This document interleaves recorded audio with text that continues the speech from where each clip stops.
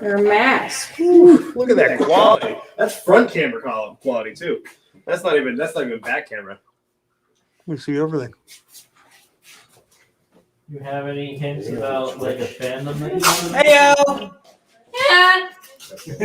Oh wow, there's gonna be a lot of my echo here. Yeah, there's gonna be a video here. You gotta think about that. Oh wait, hey Don, mute your mic. Huh? Mute your mic. That's why we use a little voice over. Also, you can't do that. You have to stay on the thing. You have to stay on the thing. I didn't realize that. Alright, echo should be gone. Alright, and I gotta turn my mic down too, right? It's my volume. Oh, you should get like the log. And then go to Google and not very much. Whoops. Lie. Now, everybody, remember we are streaming in a lot of different places tonight. We're doing things a little bit different on the stream. We're doing through the live stream as opposed to just direct Facebook, which means it's going to go out to all of our wherever, like YouTube. We'll be on Twitch right now. So I'm just saying the language. Keep that in mind. We'll do this paranormal activity style with every camera angle and thing.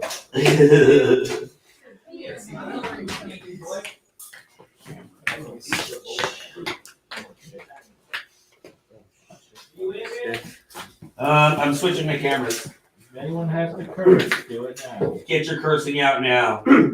Oh, Damn it. goodness. Oh, yeah, we're live. Never mind. Don't do that. Picking flippers. Oh, man. Bitches. I need to concentrate. You need to know it. Okay, what, Ezra? Pickles should be anything. What? Pickles should be whatever. Bend over. I don't know what that is. Oh, you mean language? Yeah, not tonight. We're experimenting on using. This is what happened You last can use a night. language filter, I believe. A lot of Steve said cursing is done. Goodness, okay.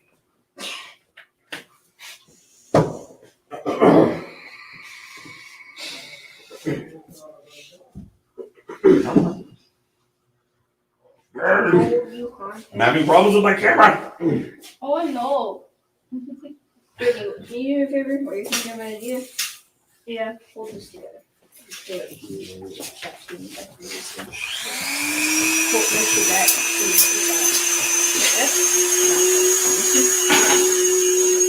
There you go. Want to keep the cardboard to go behind? Yeah, give me a second. Yeah, hold it. Forever.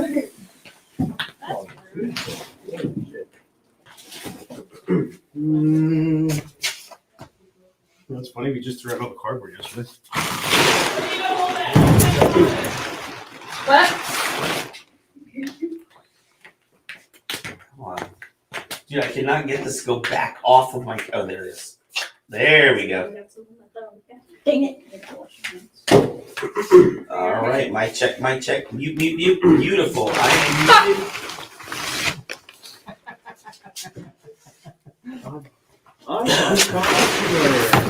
Welcome to the internet. I'm a cosplayer. See what the t-shirt says. Ooh, all right. Oh my goodness, look at this. This is craziness.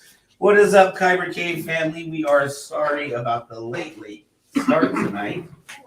This is Mr. Sith Cat, aka Kevin Hogan, the fabulous producer of the segment that I can never get the name right of, even though we've been doing it for 3 months. California Comic Con Adventures. Tonight we have our wonderful director in. So when we've been doing these builds in the past, we've been doing it through our regular Facebook feed. This time we are using our live stream, and that gives us the ability to broadcast to multiple different places and do different camera angles. And we're trying out something very cool tonight. So, we can have one camera that's kind of a wide shot of everybody. Dawn from Dark Side Sabers, who is the co-host of this event, his camera is hooked up. So you might see some close-ups of what he's doing with people, and he'll get to describe what he's doing. So if you have any questions, please feel free to. Oh my goodness, there's a computer here. Oh wait, it's not even on my camera. Oh yeah, I totally forgot. So that's the cool thing. We have our incredible director Ezra, who is doing the camera switching tonight. So this is, it looks like this is our wide shot. Yeah, you can just see your mannequin. Your arms in the shot now. This is our wide shot of the room. Of course, Sith Cat is cut off on that side there. This is the shot from my camera. I am Art Excala of the Kyber Cave. Hey, Bam, careful on the floor right there. Oh, and there's a mic. Let's not put that down there, please. You could barely hear it up here. Well, then move. You can change these settings. It's on on the back. It's on all Is around. it on wide? Yeah. Okay. Well, then we can just stand it up, but let's not have that on the floor, please. Here, right here. Bill, that's Oh, the mic. My bad. But sorry, I'm doing multiple things at once. Thank you. Here at Kyber Cave, safety comes first, last, and always. We apply with all safety codes of not tripping on giant microphones per standard regulation. All right. Thank you, Mr. Sithcat, and thank you for a rundown of our rules. So we have another camera on Dawn, and Ezra will be able to switch between that. And we have a guest speaker somewhere, or a guest host with us somewhere in the wings. Hey! What is going on? How you doing tonight, Steve? pretty good. How are you? Oh man, look at all those cool buckets you got, man. Check this out. Oh, this is so cool because I can record the show and watch the show at the same time. Look at these buckets. Oh, yeah, I've seen them all. Dude, is that like a Captain America crossover thing? Yeah. He likes the alphabet a lot. Yeah. Specifically, the letter Oh A. man, there's more buckets underneath. Holy goodness. He's got a bucket there. Oh my goodness, that's why he's a fireman. He's got multiple buckets. Well, last night, if you remember me chiming in on the website for Google, I think it was, or YouTube, I said Moses call me Buckethead. Well, hey, as long as you're fine with it. Yeah. I don't have to feel like we're doing I don't care. I've been called worse. So are you working on anything with us tonight, Mr. Steve? Well, as you know, I just recently finished the Reiko Hardin helmet. Right. So, That is so cool. Sorry about the lighting because you can barely see the yellow unless I put the helmet like dead set in front of the. No, I can see that. That's gorgeous. How do you even see out of that? She's gonna do one too. I don't know. Right here. Right here. I can't imagine walking with that and trying to see what's going on around me.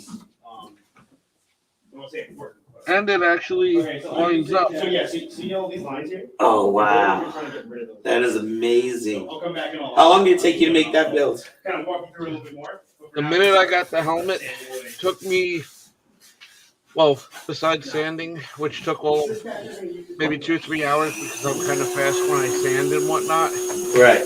Then I got like some actual parts that would sand down, but I was like, you know what? Let me leave some of the imperfections because that's going to help me with my, with the looks to make it look like it's in combat. You know what I'm saying? Like, Right. the back of the helmet here. I don't know if you see some of the imperfections. Those little bumps there. If you see those, I actually didn't sand those down. I left them there.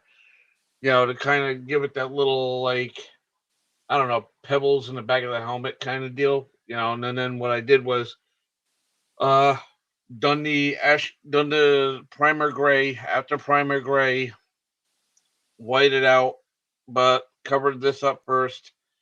So this way I can do this separately. So this way this could be black. After that, cut out everything. Did another coat of white so this way I could get in the inside of the grooves where the eyes are here. Right. Like Don had explained, Dan had explained to you before, 2 shows ago about whether it was 2 or 3 shows ago when he was explaining that when you were making your bucket for your Marvin the Martian, Right. that you always want to have like paint going on the inside, so this way everything blends in. Right. I was having a big problem with that on my bucket. It shouldn't be. It's simple as this. As soon as you spray into it and the paint hits it, good. Just keep go layer by layer by layer. If you do like about 3 or 4 layers on your helmet, you should be good. But then again, it's all up to the person as to what they're building and how they're building it. Right. Everybody's different on how they do their builds.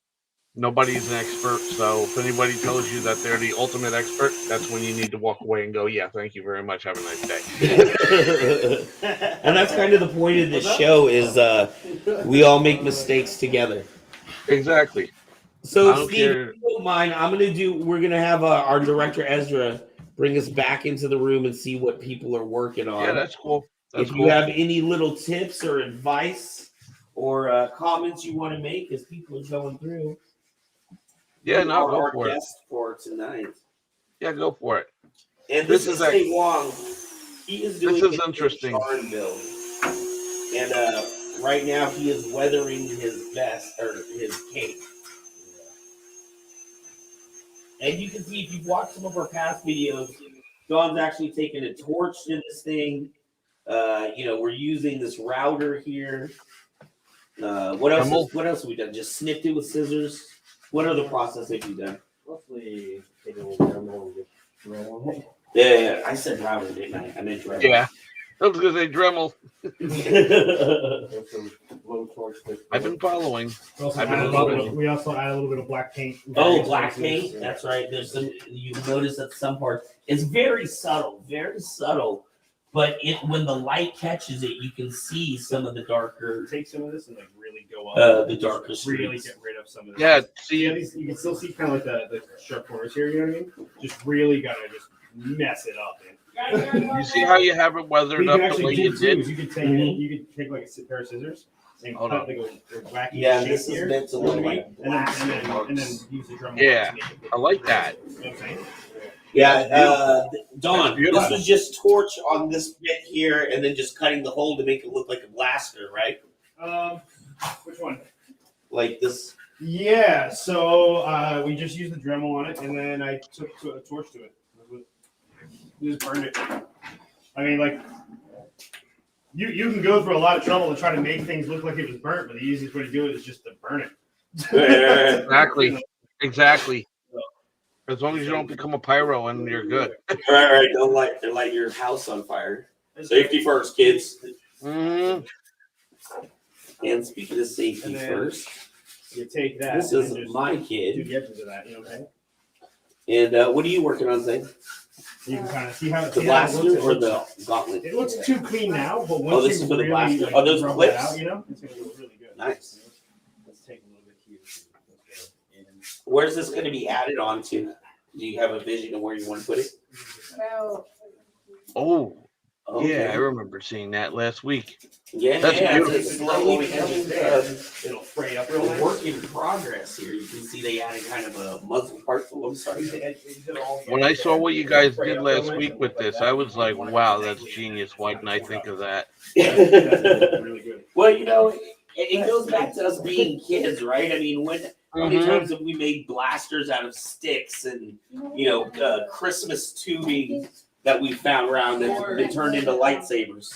When I was a wee little lad, back about your son's age, I remember when we used to go and grab sticks and play army in the woods in the back of the house, and hey, when I saw that, I was just like, wow, I remember doing that with sticks. And this, for people that didn't get to see this build, this is actually just like 2 layers of cardboard, I want to say, that's been kind of pressed together and taped tightly so that it can actually form something that's solid and is going to last over time. You could use with that if you're gonna fuse things together. Use hot glue. With a hot glue gun, and you could actually do it layer by layer, but it'll come out pretty decent. You know, I mean, Okay. it's out decent now. I mean, that's better than what I made. Honestly, Well, it and is. this is cool because this is the first project, right? So, you know, the knowledge that he's going to learn from this, his second blaster is going to be even cooler. Well, remember one thing: each one teach one. Yes, sir. That is definitely the key. All right, Mr. Sith Cat, what do we got going on over Hello, here? Internet. Hello. Hello, Mr. Sith Last Cat. time we had some trouble because we did the just paint onto the EVA foam there, and then when you know it, after we dried a while, we had some cracking after we vented the shape there.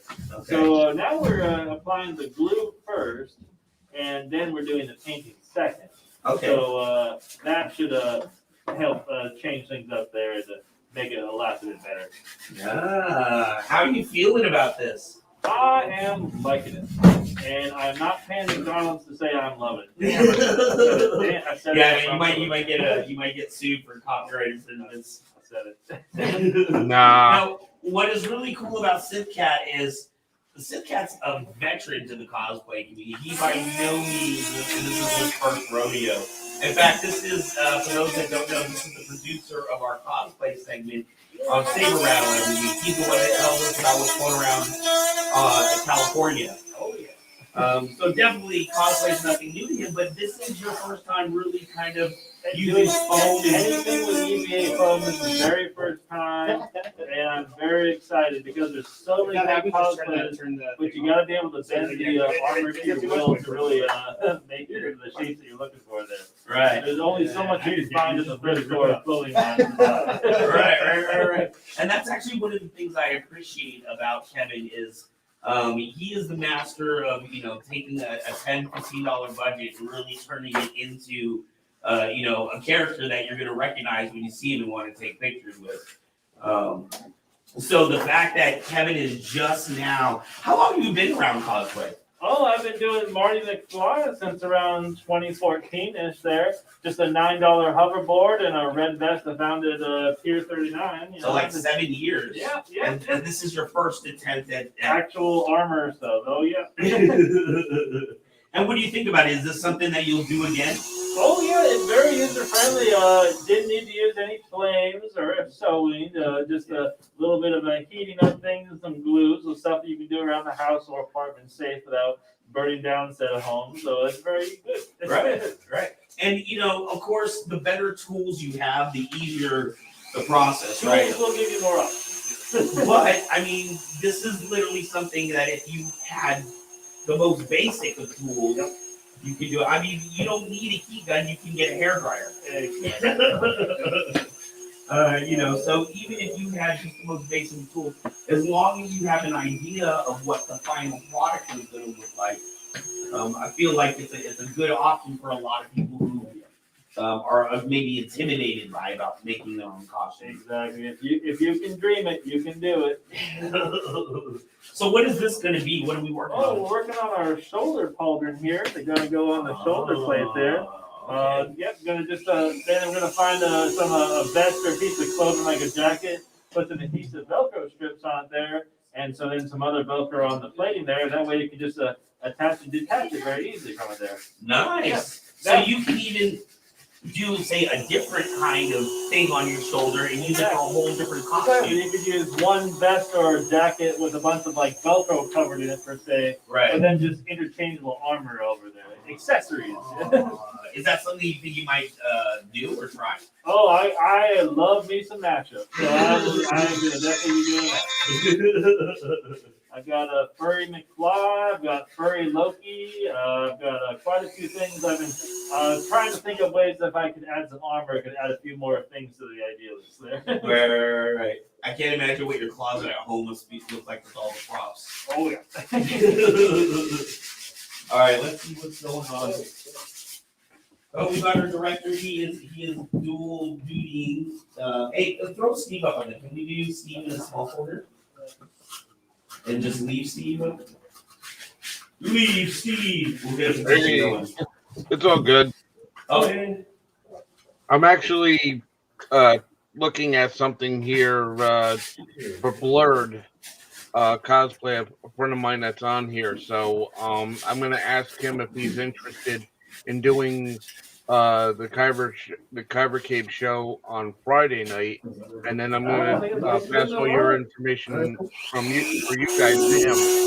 Well, all right, I'm always interested in meeting new people. Okay, we got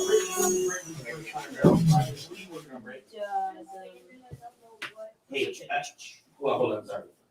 I want, if you can, just hand me the small car and my camera. Okay. Oh, okay, so. We don't need all four right now. Now it does. This isn't Fox News. We don't need all But you pundits can't about do that. that. Okay, then put me as the main and then the name on the side. But I'll get back to that Everyone's person later. I think Don has the camera set up for you. Close up and say, And then, everyone's wanting to switch to get me. What's up? I like that. That was good. Did Don set you up over here? Well, We're not worried about sand over here. Okay, okay. I was not criticizing you at all right now. I was just trying to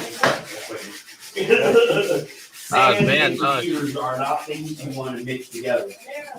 Van, she's actually doing pretty well with her sanding. And Steve says you're doing pretty well with your sand in there. But do you have a secret? A secret to sanding? God, What's doing what you're doing. But keep in mind, sometimes if you lightly sand, you may not get everything off. But if you do it to like a certain pattern, like you're not going heavy, but you're going like a Sanding decent, sound? like Well, it's just the sound that is. You know. Right. Then you're good to go. Right, that makes sense. So hey, Steve, just so you know, so it doesn't seem weird, go ahead. we're using a room mic here, so the room mic picks up everybody that's talking. Right, So I got when you're speaking, I'm going to turn off my mic so that people can hear you clearly. Otherwise, it's you speaking over whoever else is speaking in the room. Sorry. No, totally. It's not a problem. I just don't want you to think like I'm. No. leaving you out or Okay, something. I'm good. actually putting focus and attention on what you're saying.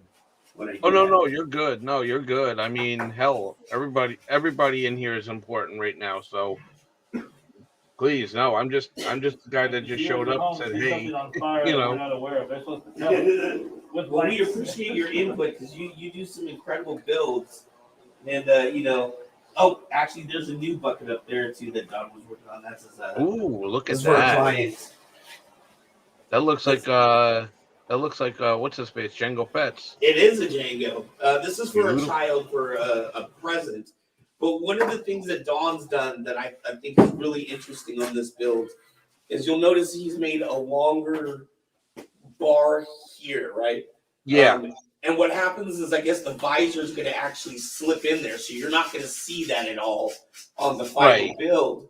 But it gives more stability to the helmet across the front. Actually, that's actually a good idea because you know why? With that back piece, I'm gonna show you a little something on one of my helmets. It's not just necessarily the Mando helmet, but with what you're doing with that. Don, bring Steve up. I mean, not Don. Ezra, bring Steve up, please. Sorry. Oh, no problem. I just want people to see what you're working on.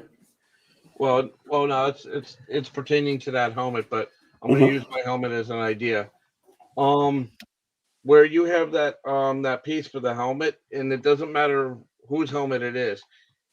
Inside that helmet, where that slit is that you saw that they made for the Django Fett, you could easily get one of those microphones made up, and then have it attached to the helmet. So this way, your helmet could actually be both the speaker, and then there's a microphone that will make sure you can talk just fine. As a matter of fact, there used to be a company that used to be around, but they're no longer around, and they've actually made this, not the helmet, but they made it's right here behind, but I'll send you guys pictures so this way you guys can display it.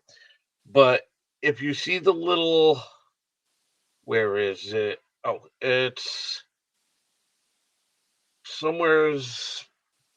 Oh, jeez, I'm uncoordinated here. Give me a minute. All right, if you see inside where the wire's running down into that helmet, right Sorry, there, I do. Yeah. right, I forgot my right mic. there. There's a little speaker that actually has adhesive that you could actually hook onto, and it'll stay on your helmet. It turns your Right. helmet into a speaker. Oh wow, So the helmet reverberates. right, exactly. Matter of fact, it is a reverberator.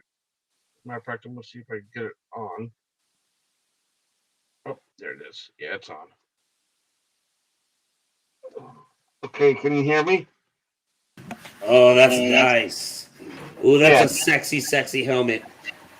Okay, with the sound that you hear out of this helmet, Right. now you can hear me perfectly fine, and I can hear out of the helmet. Right. The thing of it is you have to be careful with the sound. All right, let me get this up. You have to be careful with the sound as to how high it is, or you're gonna come up with feedback like nothing. Oh Like wow. it'll be annoying. So you have to be mindful of your feedback and what you're doing. Right. And they made it to be set up with what was it, with a 9-volt battery and quite a few other things. It was pretty easy when they Right. made this, but I forget the name of the company. I think it was Era This is why you use purple. is what they were calling themselves, and they made all sorts of like cosplay stuff. So, but they're no longer in business because they used to make helmet pieces and everything for Star Wars and such. So, but it is what it is. Yeah, that's cool. That's cool. Yeah, it's amazing what you can do with these helmets. Even like John was showing on these Boba Fett helmets and the different Mandalorian helmets, how you can build in fan systems into your helmet so that when you're going to con, a lot of times people don't realize your mask starts fogging up. Oh, look at that! Look what Ezra's doing. Oh yeah.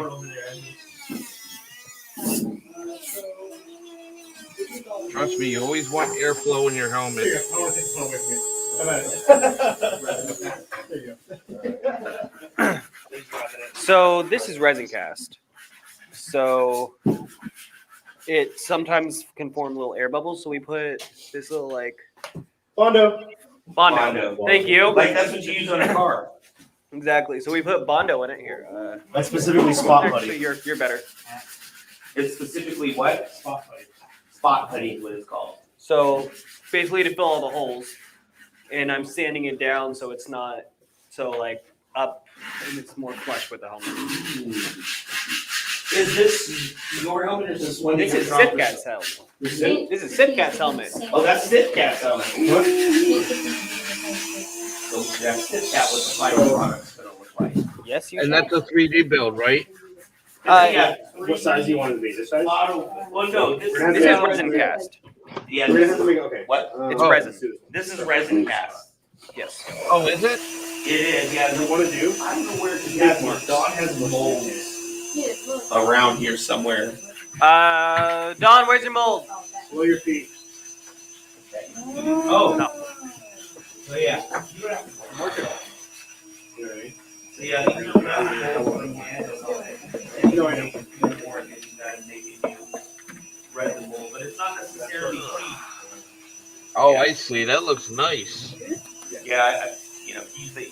So when we first started doing these videos, the very first one of these, you'll see it was done out of my garage, and that was when we were actually making the helmet out of the resin mold. Right. So our earliest videos show that. Now in the videos you just see like a room with 6 or 7 buckets in it. Okay. This helmet But right here. very interestingly, these are going for different people, and they have different purposes with what we want to. Ooh, look at that! This one's 3D made. Oh wow! Here's a problem. I'm gonna explain something to you people. if you buy a 3D helmet, I'm going to let you know now. This is done by experience, by the way. Now, notice this helmet. Look at this eggshell that's on my shoulders.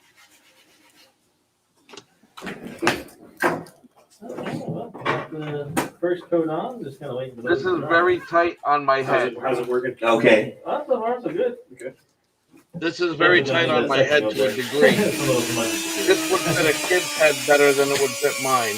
Oh, But I could still wear it. But here's the thing, though, with what I'm going to say. Get a measurement of your head so you know what your head size is if you're Right. ever doing a 3D helmet. And make sure that you make the bucket a little bit bigger, so this way you can put in like your foam, you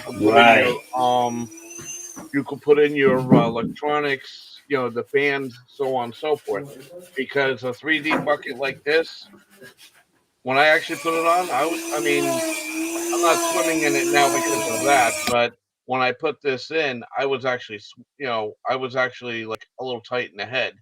So I can only fit that in, and that's all I need to keep my head from being completely crushed on the inside. Right.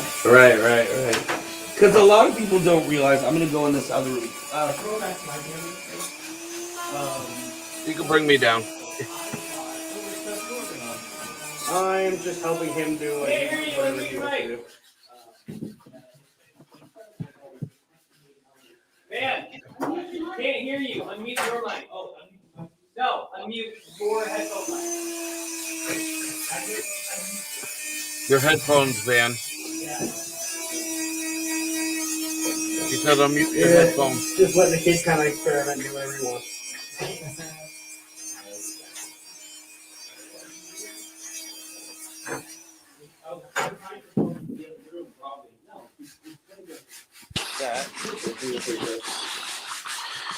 This is volume over here. Now I can hear you. Oh, you can't hear me now? Sorry about that. No, you're okay. So I bought this helmet from Pilot's Bay.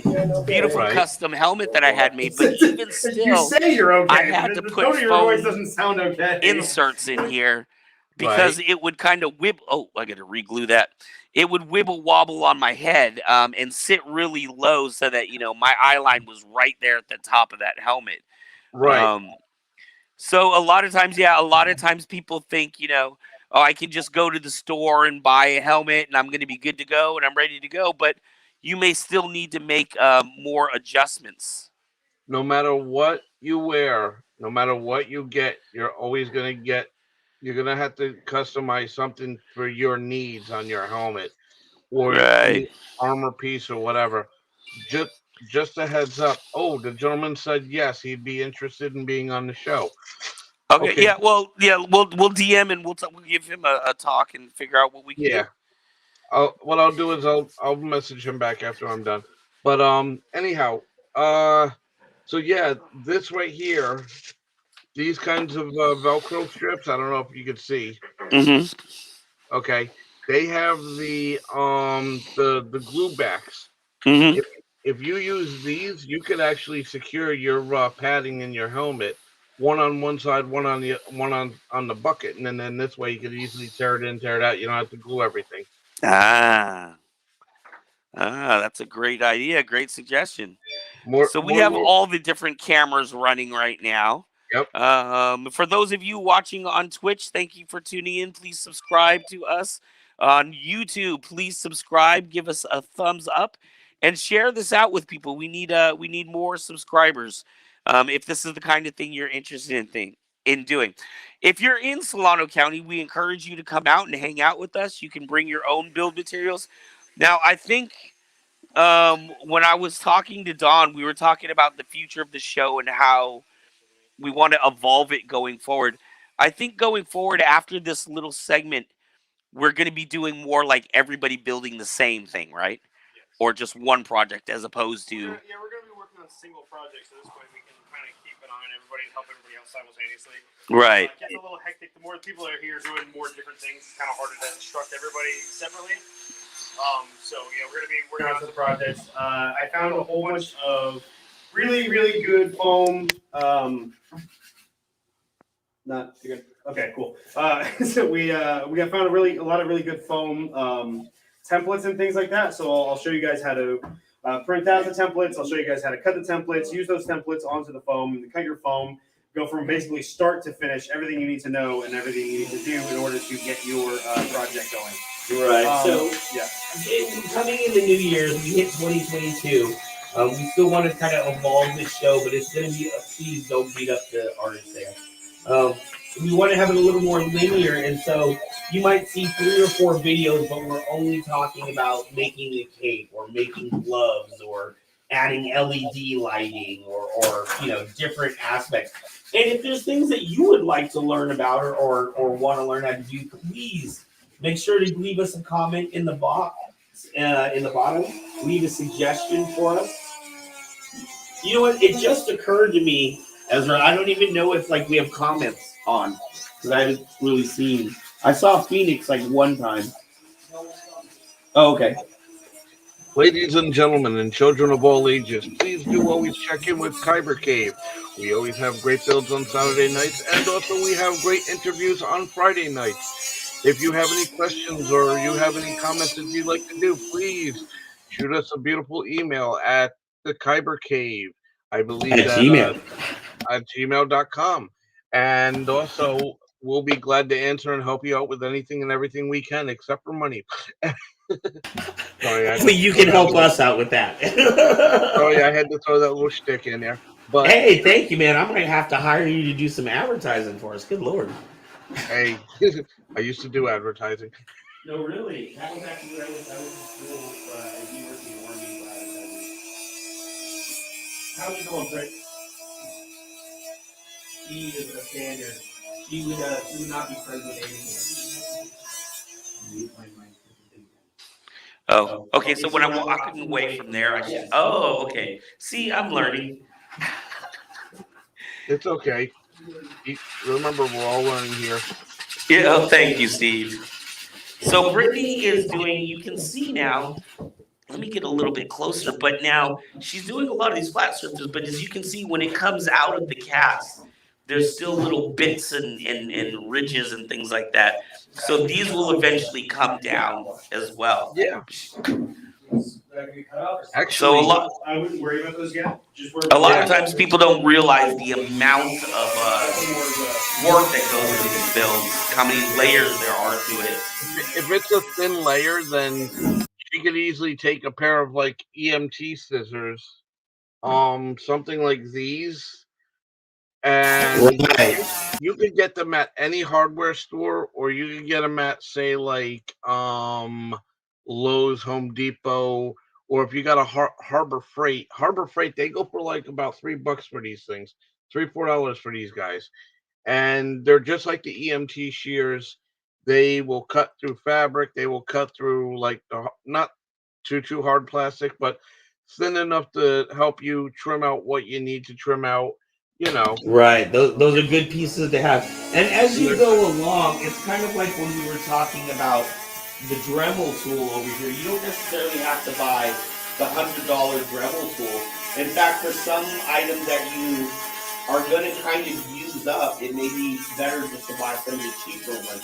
But the point of the matter is, my goodness, safety first, and that's why he has that cardboard there to protect his fingers. But that's why we were saying, you don't have to have a whole garage full of tools to get started building cosplay. Start where you're at.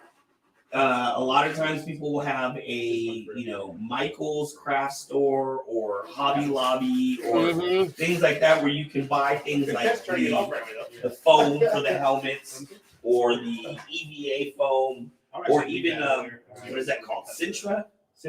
Yeah, Sintra. You can buy Sintra if you want a little more heavy duty armor. Actually, Sintra comes in a couple of different millimeters. I believe you guys got the 6mm, was it, that I remember seeing? Yeah, I have some right here, just a little examples in the scrap. I honestly don't know Now what with that, size.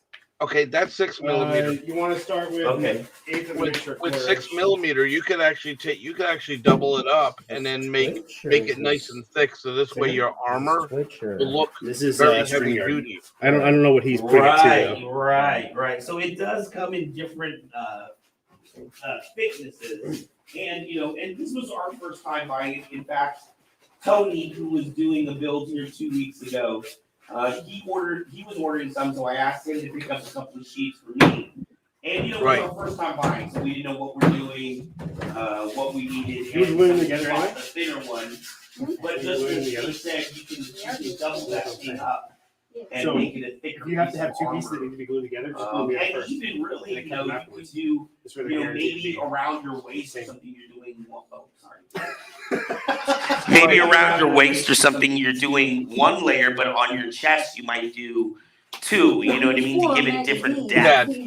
Yeah, what you want to do is on your Is that as thick as you want to go? on your armor plates, like say you're doing like what this cat is doing with his armor plates. My suggestion would be to, like, Now you could actually double that one, and then here's a little nugget that you could actually do with the Sintra.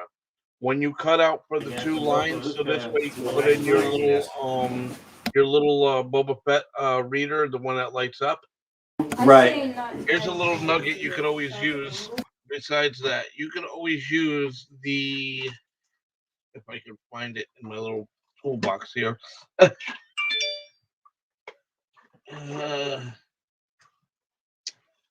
It's one of those little LED strips that you can hook up, and they come in like different colors, like red, blue, green.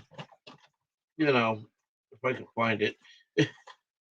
Right. It's somewhere's around here. But anyhow, yeah, you can use those, and yes, I know. Phone, give me a minute. My phone is blowing up on me over here with the Instagram. You're a popular dude. Yeah. Oh, I already gave him your information so this way he can conversate with y'all. Okay. We'll just say this. But then you really want to.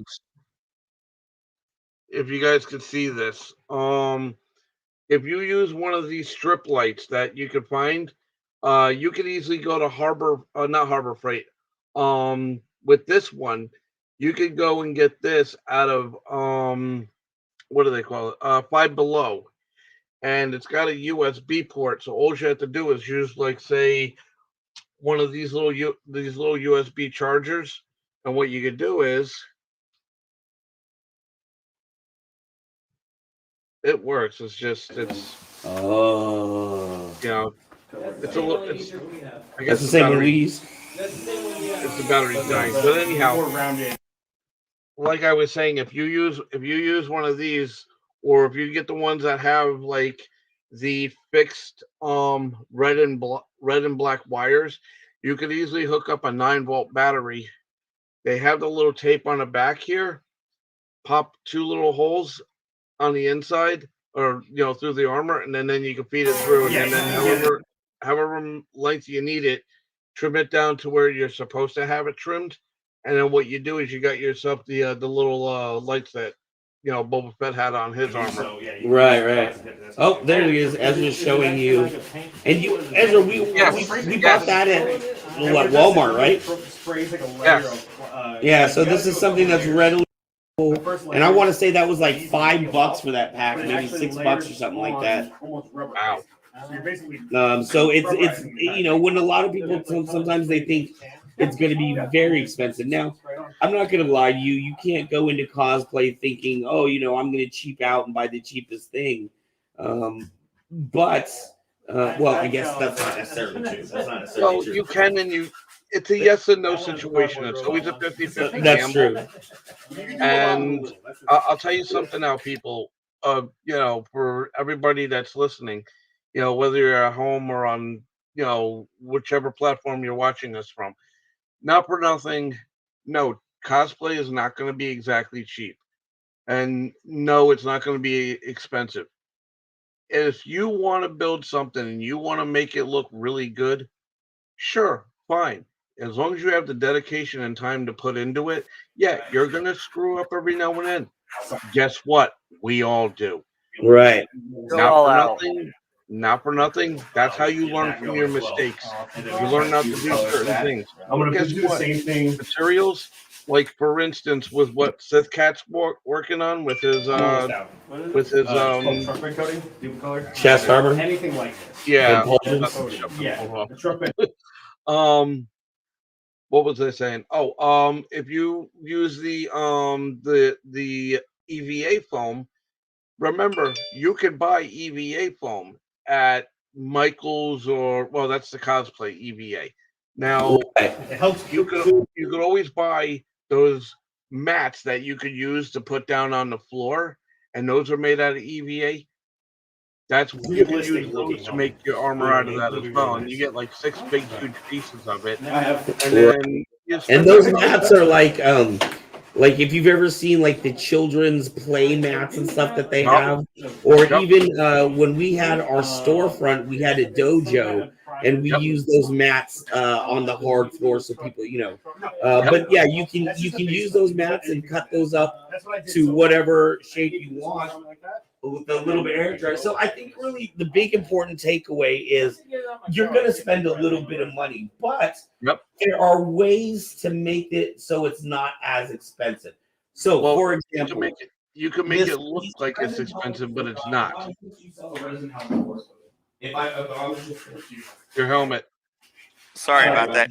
Don, how much do you sell one of these? If I was just to buy it raw, no paint, I'm going to do the work myself. If you're gonna buy the helmet, raw, no paint, just to be a helmet yourself, it is $120. 120. So now compare that to the helmet that I bought, which I'm really not complaining about the price at all. I'm just showing you the difference.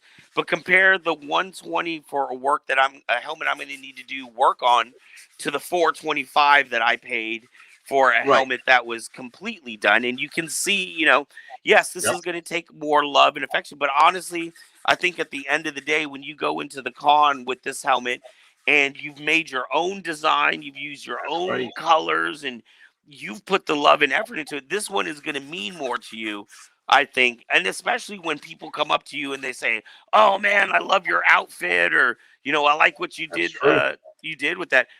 This guy, when we went to Silicon, he's on like 3 different videos with Adam Savage. One of them was like a Mandalorian build thing, and they did little close-up shots. Yeah, it showed me in my thing, which is under that right now, but you showed my helmet and stuff like that, so that was pretty cool, And like it's just like a little thing, like they took a little excerpt from me being with, next to him and stuff like that. Right. The video, that made me feel pretty good. But the thing is with these helmets is that you gotta understand is that they're a really great base. This is a Din Djarin helmet, right? But you don't have to do a Din Djarin helmet. This is obviously not a Din Djarin helmet. Where's the ridge? Well, it came out of the same mold. It had a ridge just like the rest of them. Right. It had that ridge. When it started life, this helmet looked like this helmet. Exactly like this helmet. But it's not. And it is the same helmet. Yeah, right. So now You it has just have a to trim down stuff. lot more work to it. But you know what I mean? The ridge is gone. The back is now a little bit different too. So you can see that this area right here that Din has on his is now gone. That's not on this one either. That's completely gone. Yeah. You know what I mean? You could do whatever you want to. See mine? I took that ridge and I turned it into a little diamond on top. Give it a little bit extra. And it looks beautiful. In the back. He said it looked beautiful. Thank you. By the way, that helmet right there that you're holding, it's just a material. It's a cat. Samurai Sith cat. This is the concept of what we're going for. So it's really interchangeable armor. Oh, wow. So you've got your vest there, you got your Velcro straps on it there, and you've got whatever you're going for, whether it's EVA, you literally bend to your will, or if you're like me and you're like, hey, I don't know how to do that, but I know what a fence looks like. That looks like armor to me. So, boom, armor. There you go. Ready to And not for survive nothing- the apocalypse. Yeah, And not see, for there's nothing, so many different that levels. armor, that right These there, helmets, that the way I look at them, Din Djarin is a really good helmet because it has that ridge, so you don't have to build it up if you want it, but you can also take it away if you want it. The thing is, it's basically just a raw material that you could. It just happens to be a raw material that's already in the shape of a helmet, so you're just one step ahead. You know what I'm saying? Yep. You can take this, and you can add the ears to it. You can make it a Din Djarin helmet if you want to. You can make it a Boba Fett helmet if you want to. You can make it a Jango Fett if you want to. Or you can carve a ridiculous amount of detail into it and make it one of these helmets if you want to. Right. Now- Completely custom made, Yeah, his this is own all- concepts. This is all cut into it, so it's all texturized. The helmet that you're It's holding just, in your hand, You know, Don. you do Wait, whatever wait, you hold want. on. He's asking you a question. Hold on, real quick. Where do you say that again, Steve? All right, The Don, helmet. your helmet that you're holding right there. Can you please pick that up? He said, "Pick up the helmet, please." Oh yeah. Sorry, I'm acting as an inner Let me lane. see. Go ahead. Let me see the back. He wants to see the back. Oh, and the thing is gone right now. No, not that back. It will Up be, top. yeah. Up top. What? The top? Up top. You want to see the top? Yeah, So right there. That's a hole. Right. So in my Right. helmet, the V1, this is going to be a V2 right now. But the version 1 had a top knot. So it had hair coming out of the top. Right. When I did that initially, the idea in my head kind of went a little bit better than it actually came out. It kind of stuck up too much and then fell. So what I'm going to be doing is actually going to be changing this a little bit and designing something so it lays more flat towards the thing and the hair will be falling in the back. Are you planning on putting a fan in this one? Right. But Yeah, there will be a fan in there. Yeah. So No, but is for- that hair going to interfere with the fan being here? I don't think too much. I mean, the fan doesn't really do much. I mean, it's just a little bit. If Put you a want little real scrunchie in it, it'll cooling, you go step water up. cooling.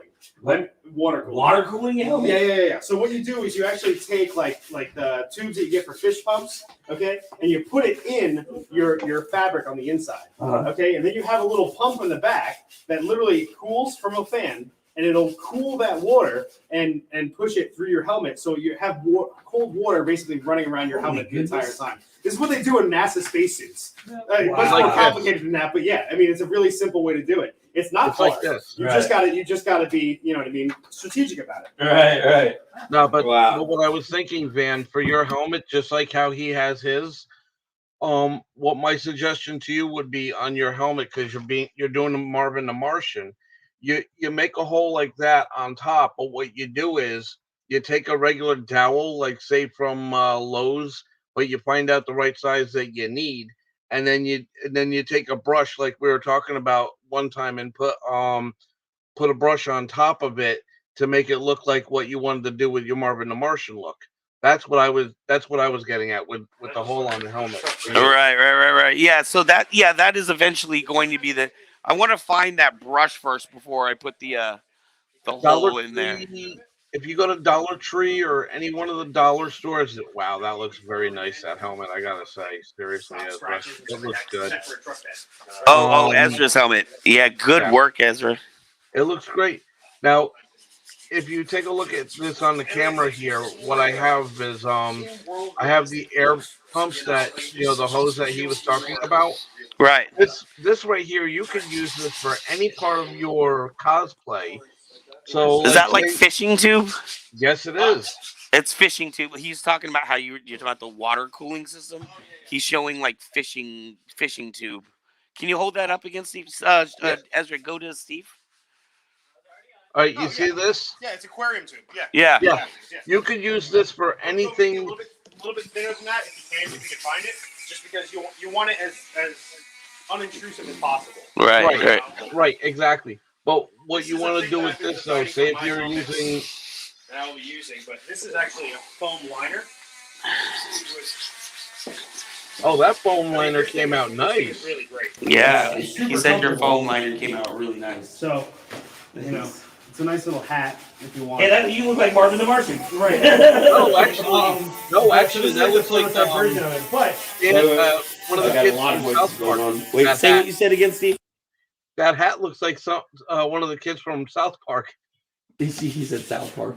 Oh, okay. Okay, you go ahead. So the thing is, like, the thing I was gonna say is, this is really good because the thin layer and having the thin layer over the entirety of the inside of the helmet makes it so it fits almost any head.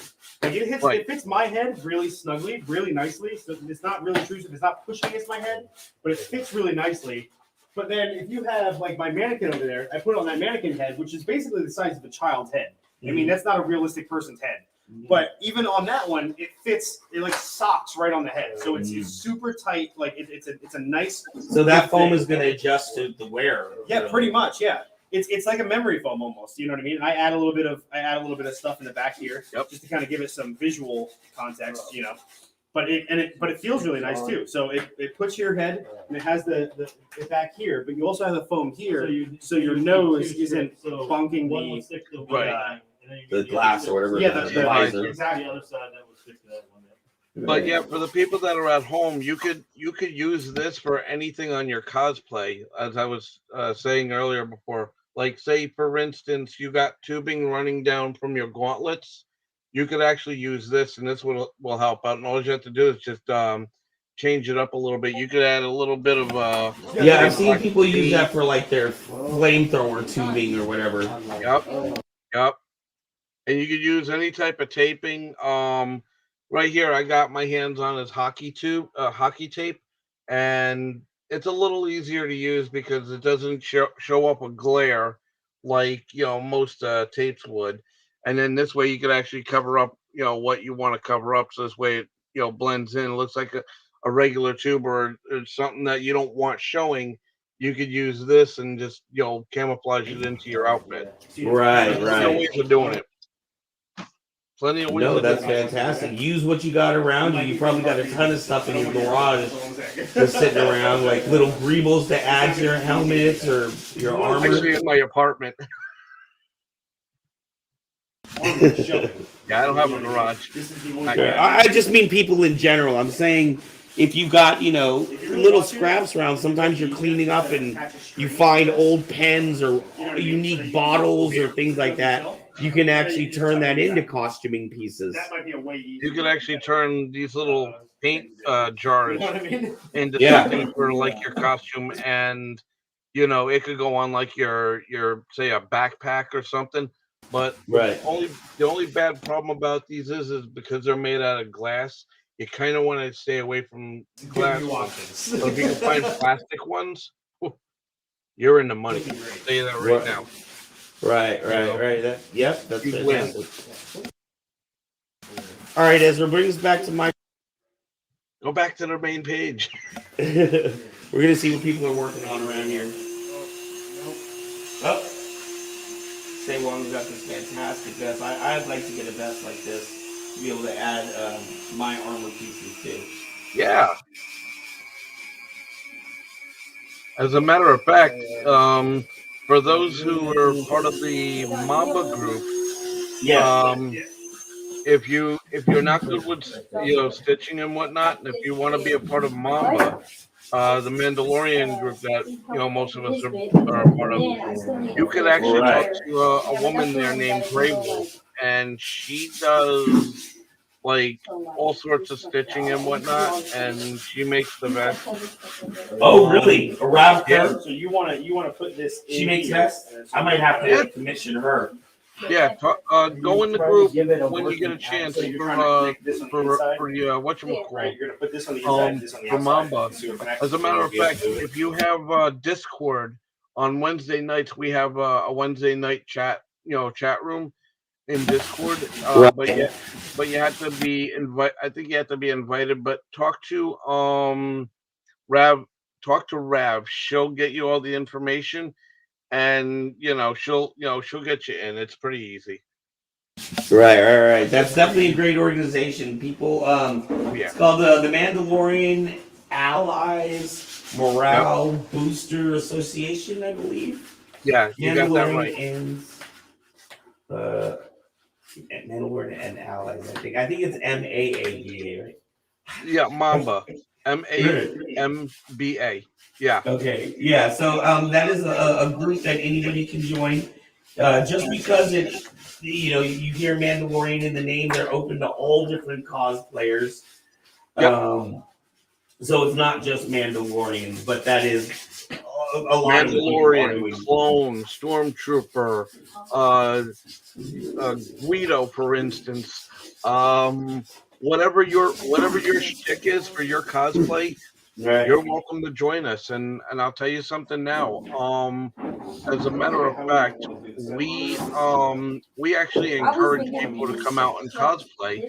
And what our mission statement really is we go out in our gear and we basically go out to give good morale. In other words, put smiles on people's faces, get people get people to be happy, to get them stuck out of their little dreary, get them out of their little dreary world where they're a little ticked off about whatever, and then when they get a sense of seeing someone from Star Wars or someone in a costume, oh, look at that, that's pretty cool. Oh, and trust me, it's like being at a convention, but it's going out into the public and doing this and actually getting people to go, wow, that's pretty cool. And you do get people who walk up and want to ask you about this. Right. So a lot of most members, that's the whole thing. Instead of just seeing cosplayers at a con or at a Santa parade or some special event, these are cosplayers that are just going out in the middle of the day,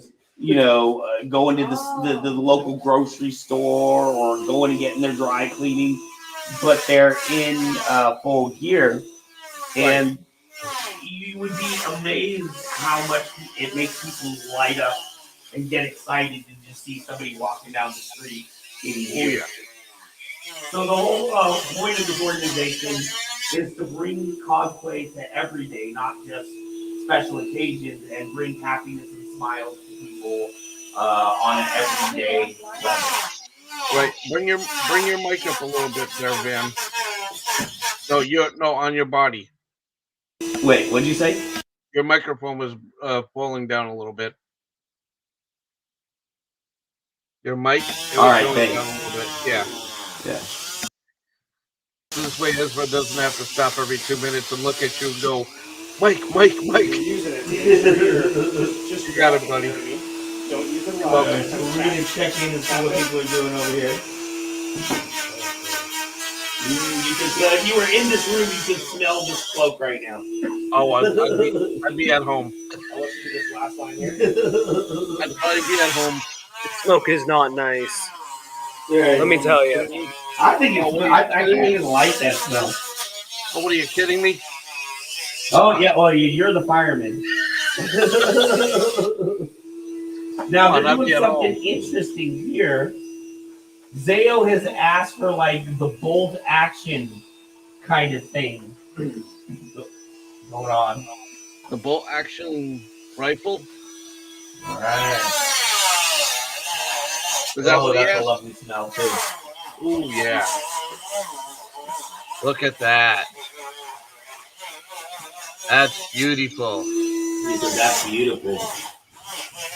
You could actually take parts of an airsoft gun or a Nerf gun and add to that too.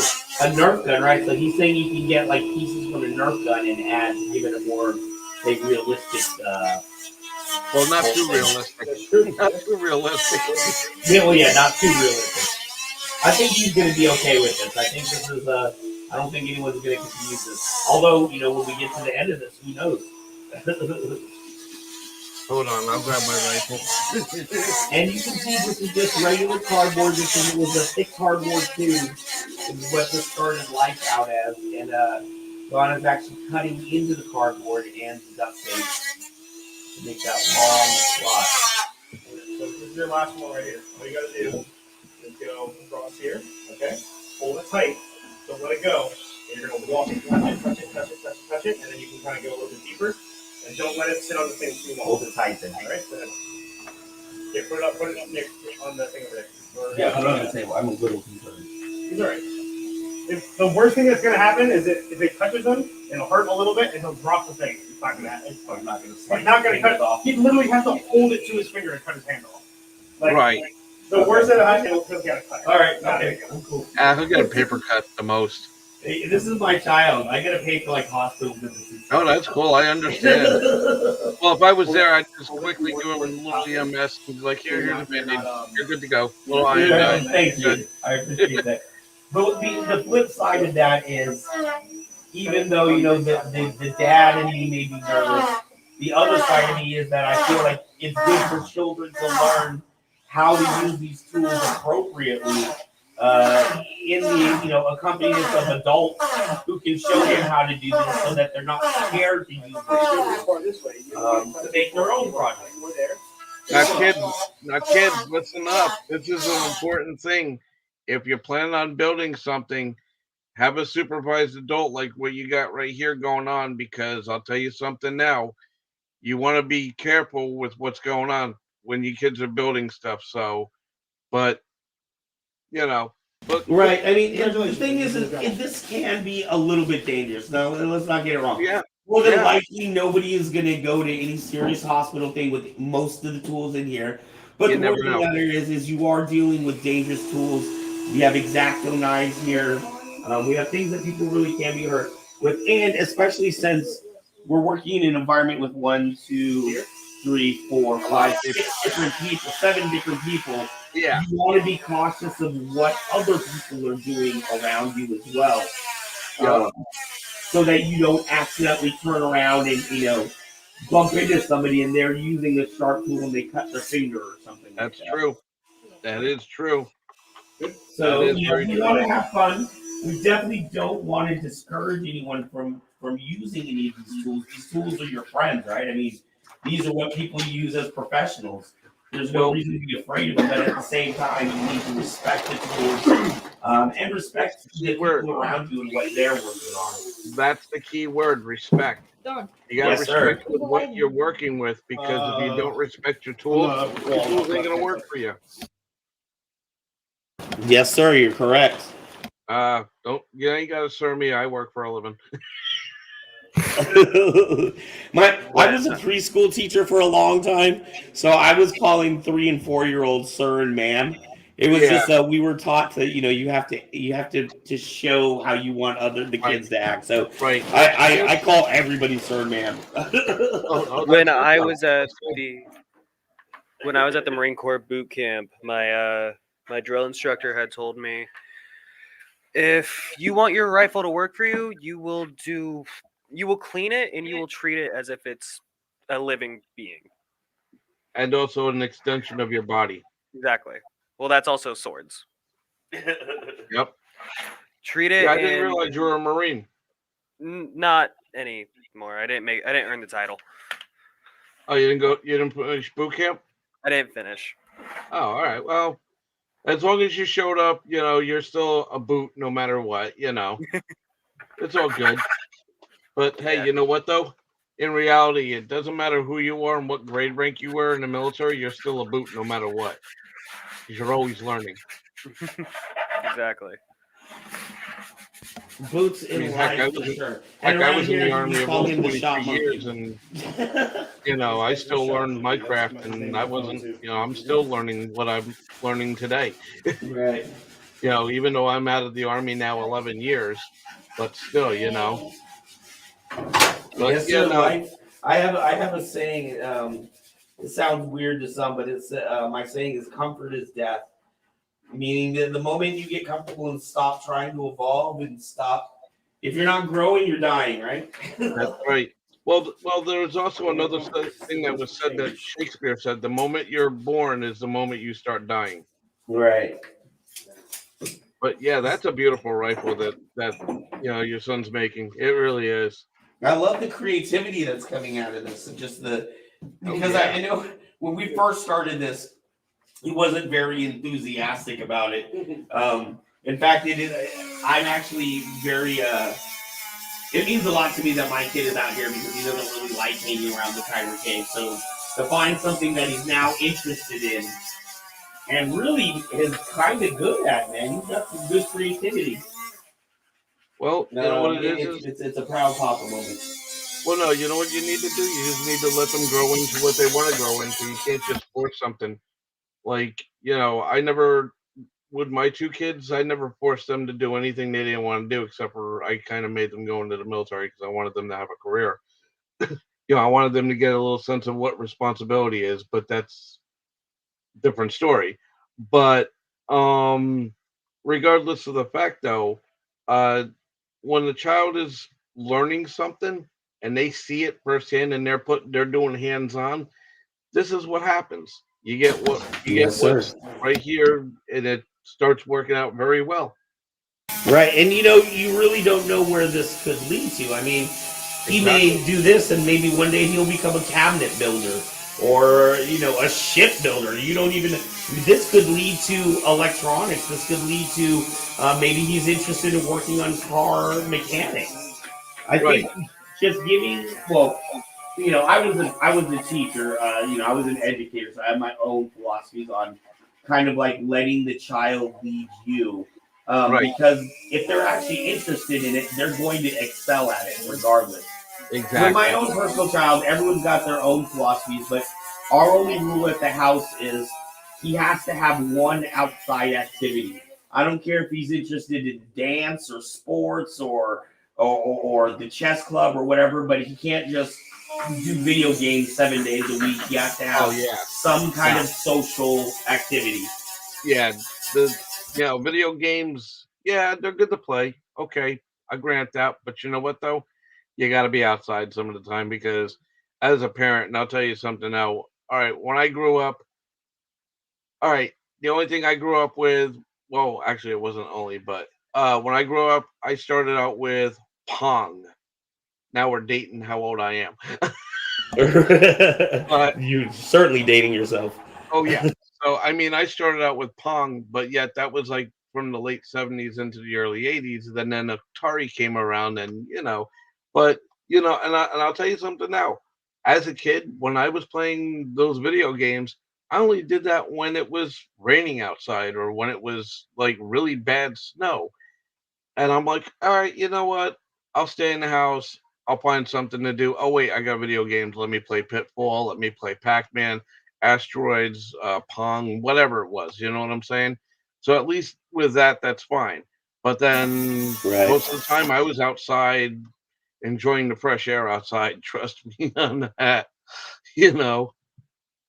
And Right. getting Well, everyone's getting got in their trouble. own way that I guess they parent with me. But what is kind of funny is I think, like I remember back to when I was growing up and all the things my mom used to say to me, and I guarantee, because it sounds like we're in about the same time period, I guarantee it's the same thing your mom said to you.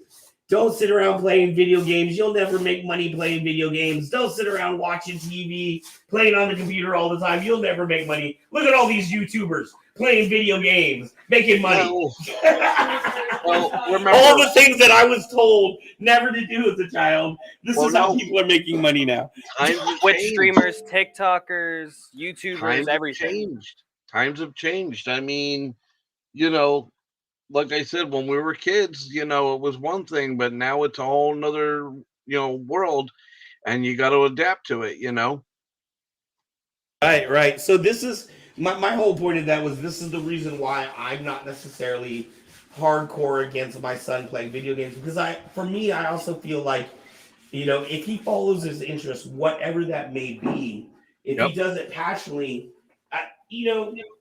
when I started Kyber Cave 3.5 years ago, I was literally embarrassed for the first 3 or 4 months when people would ask me, what do I do for a living? Oh, I sell lightsabers. You know what I mean? But like, you kind of embrace it. And I kind of find that, it doesn't matter what you do. I don't care if you're a gardener or if you love to bake or if you collect toys.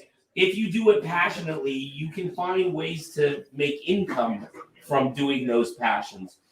Exactly. In fact, on the show that we do, Saber Rattle, every Friday night, I've met at least 3 or 4 people who, during the pandemic, they were making costumes for themselves just for fun, and it literally turned into them making costumes for other people and them getting to quit their 9-to-5 job and do this for a living. And I find that absolutely amazing. Well, they didn't exactly quit their 9-to-5 job. They actually kind of lost out on their 9-to-5 job because of what happened with the pandemic. Right. Well, there's different people in a lot of different situations, Right. Some people were baristas before the pandemic, and they just had to convert, and they found a way to take their passion and turn that into a way to pay their bills every month. To me, as an artist, before I was swinging lightsabers, I was and before I was a preschool teacher, I was an artist for 10 years, doing spoken word poetry, live shows, TV, webcasts, and you just kind of have to follow your passions and see where it leads you. Well, see, that's why I kind of figured where you got the name Van Gogh, because I was like, okay, yeah, no, that he's not, it sounded like you did something once before that had to do with opening mic. Right. I kind of figured that out the first time I actually met with you, through Oh, the internet. Of life. And I kind of Yeah. picked that up, but then, Said he was wrong. again, there are people that are not so much when I'm into wrong. art like that. But then everyone, like I said, it depends on where you come from and whatnot. But not for nothing. Speaking about that, if you seriously look at this, people, and this is for everybody at home, think about it this way: it doesn't matter what walk of life you are.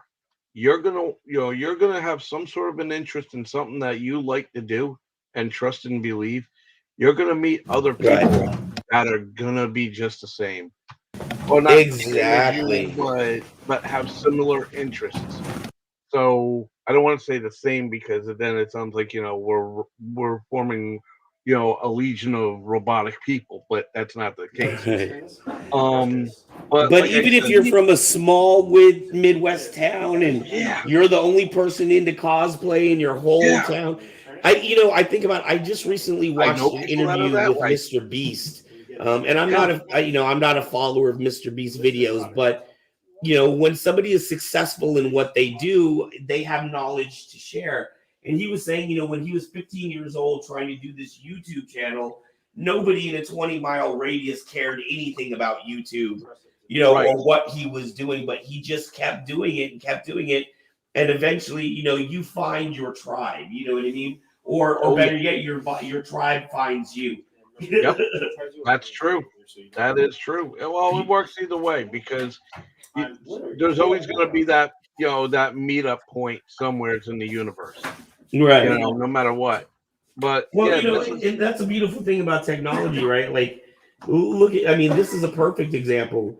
You were what? Are you in Jersey? yeah. I'm in New Jersey. You're in Jersey, right? So we're on California. We're on completely different coasts, Yeah, and still we're able to be here together and share exactly. knowledge together, and do something that we enjoy together. Oh yeah. Oh yeah. I'll tell you something now. It doesn't matter what place you're living in, and I'll tell you something now. I know people that are in Europe that have the same passion. And I'll tell you something now. It might be like 2, 3 o'clock in the morning somewheres. You got somebody that's up to watch this, and they're like, "Ooh, I want to do that. Ooh, okay, this is okay. Yeah, yeah, yeah. Let me do this. Let me do that." But see, the whole point is you're meeting somebody, no matter who they are. You're actually teaching somebody something. You're also Right. learning from somebody as well at the same time. So Right. no matter what, I mean, you could be on the other side of the screen and you could be too busy doing one thing, and then there's somebody just watching. They're not on the video like how we're doing it back and forth.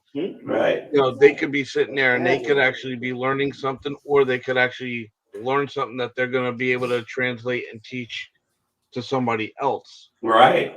And Or that's where even, they may take some of these ideas and Mhm. translate it into whatever their personal hobbies and passions are. Maybe Exactly. they're not even into cosplay, but they like tinkering and building things. And they hadn't thought to do, a gun like this or something like that. You don't really know who's out there online and how you can connect with people. But you can rest assured that with over 7 billion people on the planet, you're not the only freak.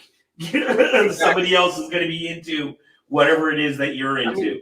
I'm into all right, I could be into building, cars, the models. Right. That's what actually got me into building stuff. Like I was into, I start building models every now and then, and I got a build going on right now, but I'm waiting on something to come in for, to finish off the build. But that's neither here nor there. But the whole point is that's what actually gave me the go ahead to say, well, wait a minute, if I could build a car out of a 132 scale model vehicle or a 148, who's to say I can't build a costume? Who's to say I can't build a helmet or take this Nerf gun and build it into my design? And transform it and make it a non-shooting rifle, and be able to put electronics into it. Hey man, I went to a year of what do you call it? Graphic design school, trade school. I spent $20,000 to learn the term transferable job skills. Right. I remember talking to Gary Ripper of Ripper Blades. Actually, he's going to be here tomorrow, in fact. So we're going to have him on our show next Friday. He doesn't know it yet, but I'm going to have him on my show next Friday. But or he's watching going, yeah, right, okay. I guess. But anyways, he told me when we were talking about how he got his start into the lightsaber community, he told me that he actually got to start doing vape, vape smoking devices or whatever.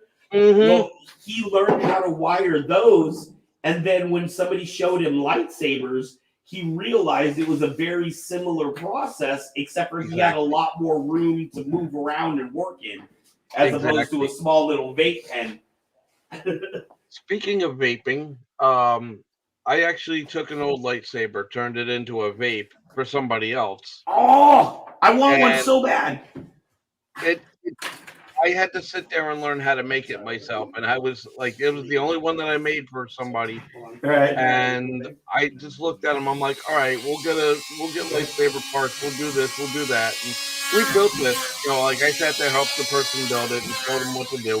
But the other parts that were already electronically that goes into a vape, I had to kind of take out, rewire, set it up, and then I had to figure out how to make a mouthpiece for him to smoke out of. But that was a whole nother. Dude, I've seen Master Replica makes a 0.45 inch replica of their sabers, and I've seen people gut those out, especially the Darth Vader, and the I think the Darth Maul makes a nice one too. But I've seen people gut those out and turn those into vape mods. Yes. I actually took one like this and made it into a vape mod. Oh wow! And this is a full-size saber, by the way. Right. So, well, I think I prefer the smaller half size. That gets a little difficult to carry in your pocket. Well, no, he wanted it that way, and I'm like, okay, fine, whatever you want to make it, that's fine. But the funny thing is, he actually gets stopped every now and then by the cops, and they're like, "What is that? Is that a marijuana pipe?" And he's like, "No, it's vaping. Look, see." And then the cops are like, and it turns out to be the cops. It turns out the cops are big geek as well, and they're like, "Well, where'd you get that lightsaber? I want one. Right. No, I definitely want a lightsaber vape mod for sure. Right. How would they have that cool, unique thing? Now it's all the way through here. So when you go in here, push it in, and then just kind of pull it to the side, and then stretch out that line. You know what I mean? I think I found your son's gun finally made. Oh, that's cool. Now this is one of my blasters I kind of reworked. This was out of an airsoft. This was an airsoft gun I stripped down, took out all the firing, the firing stuff out of it, and I had to modify it a little bit and put electronics in it.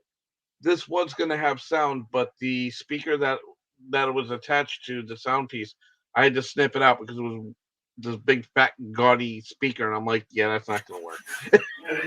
Hey, just a real quick thing. Just because we're on YouTube, would you mind not saying GUNN or GUN and say blaster? Oh, blaster. Okay, sorry. Yeah, they have weird rules. That's cool. Sorry. My apologies. Whoever is watching, we're very sorry. We didn't mean to. I didn't mean to say it.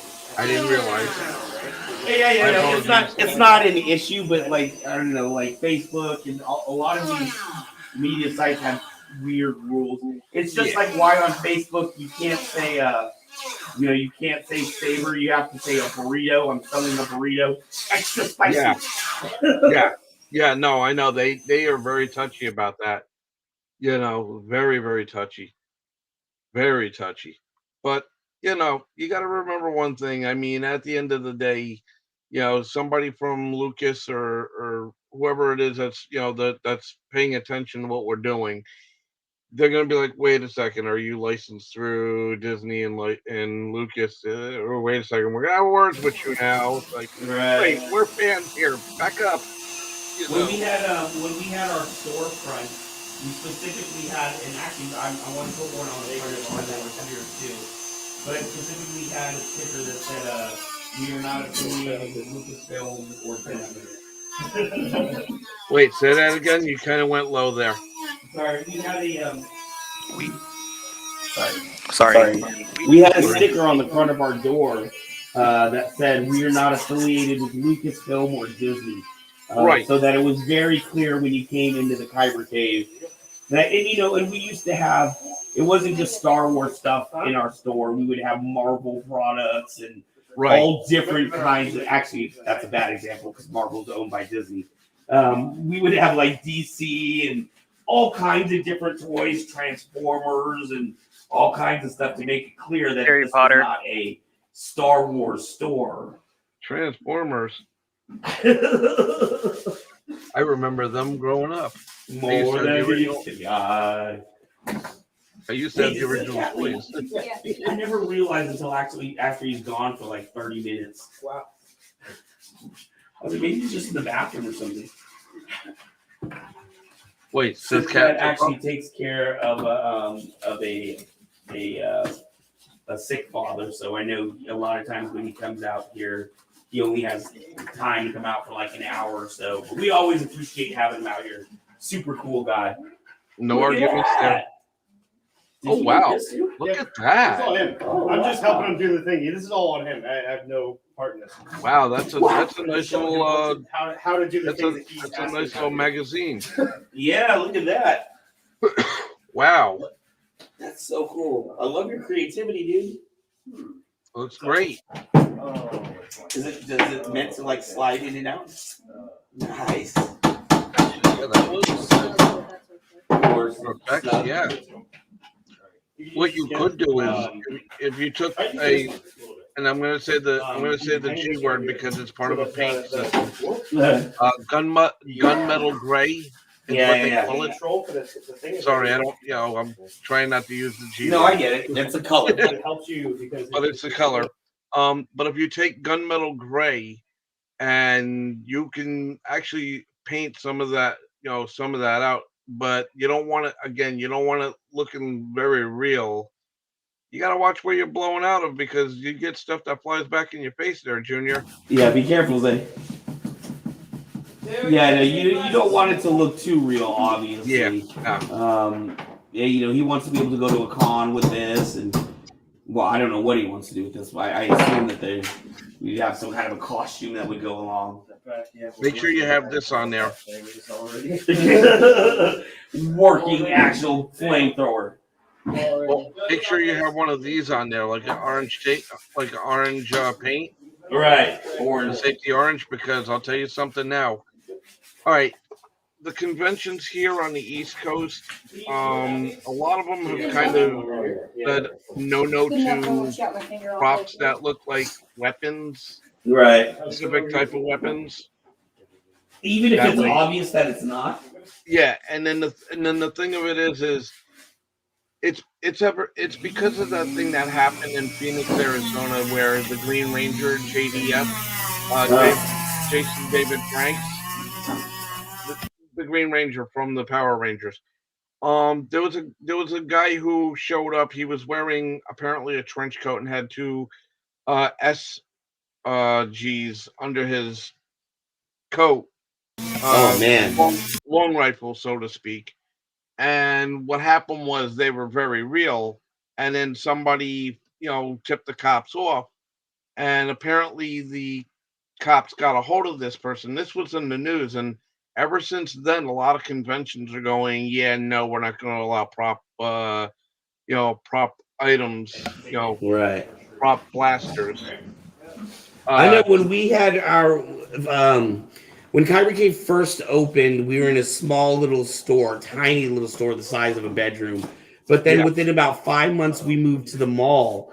And when we moved to the mall, we had a grand opening. We had a whole bunch of Mandos and a whole bunch of, costume characters, but we had to get special permission from mall management to tell security to allow, these people, even though they're very obviously wearing Mandalorian armor, you know what I mean? But, these cosplayers, they're good at what they do.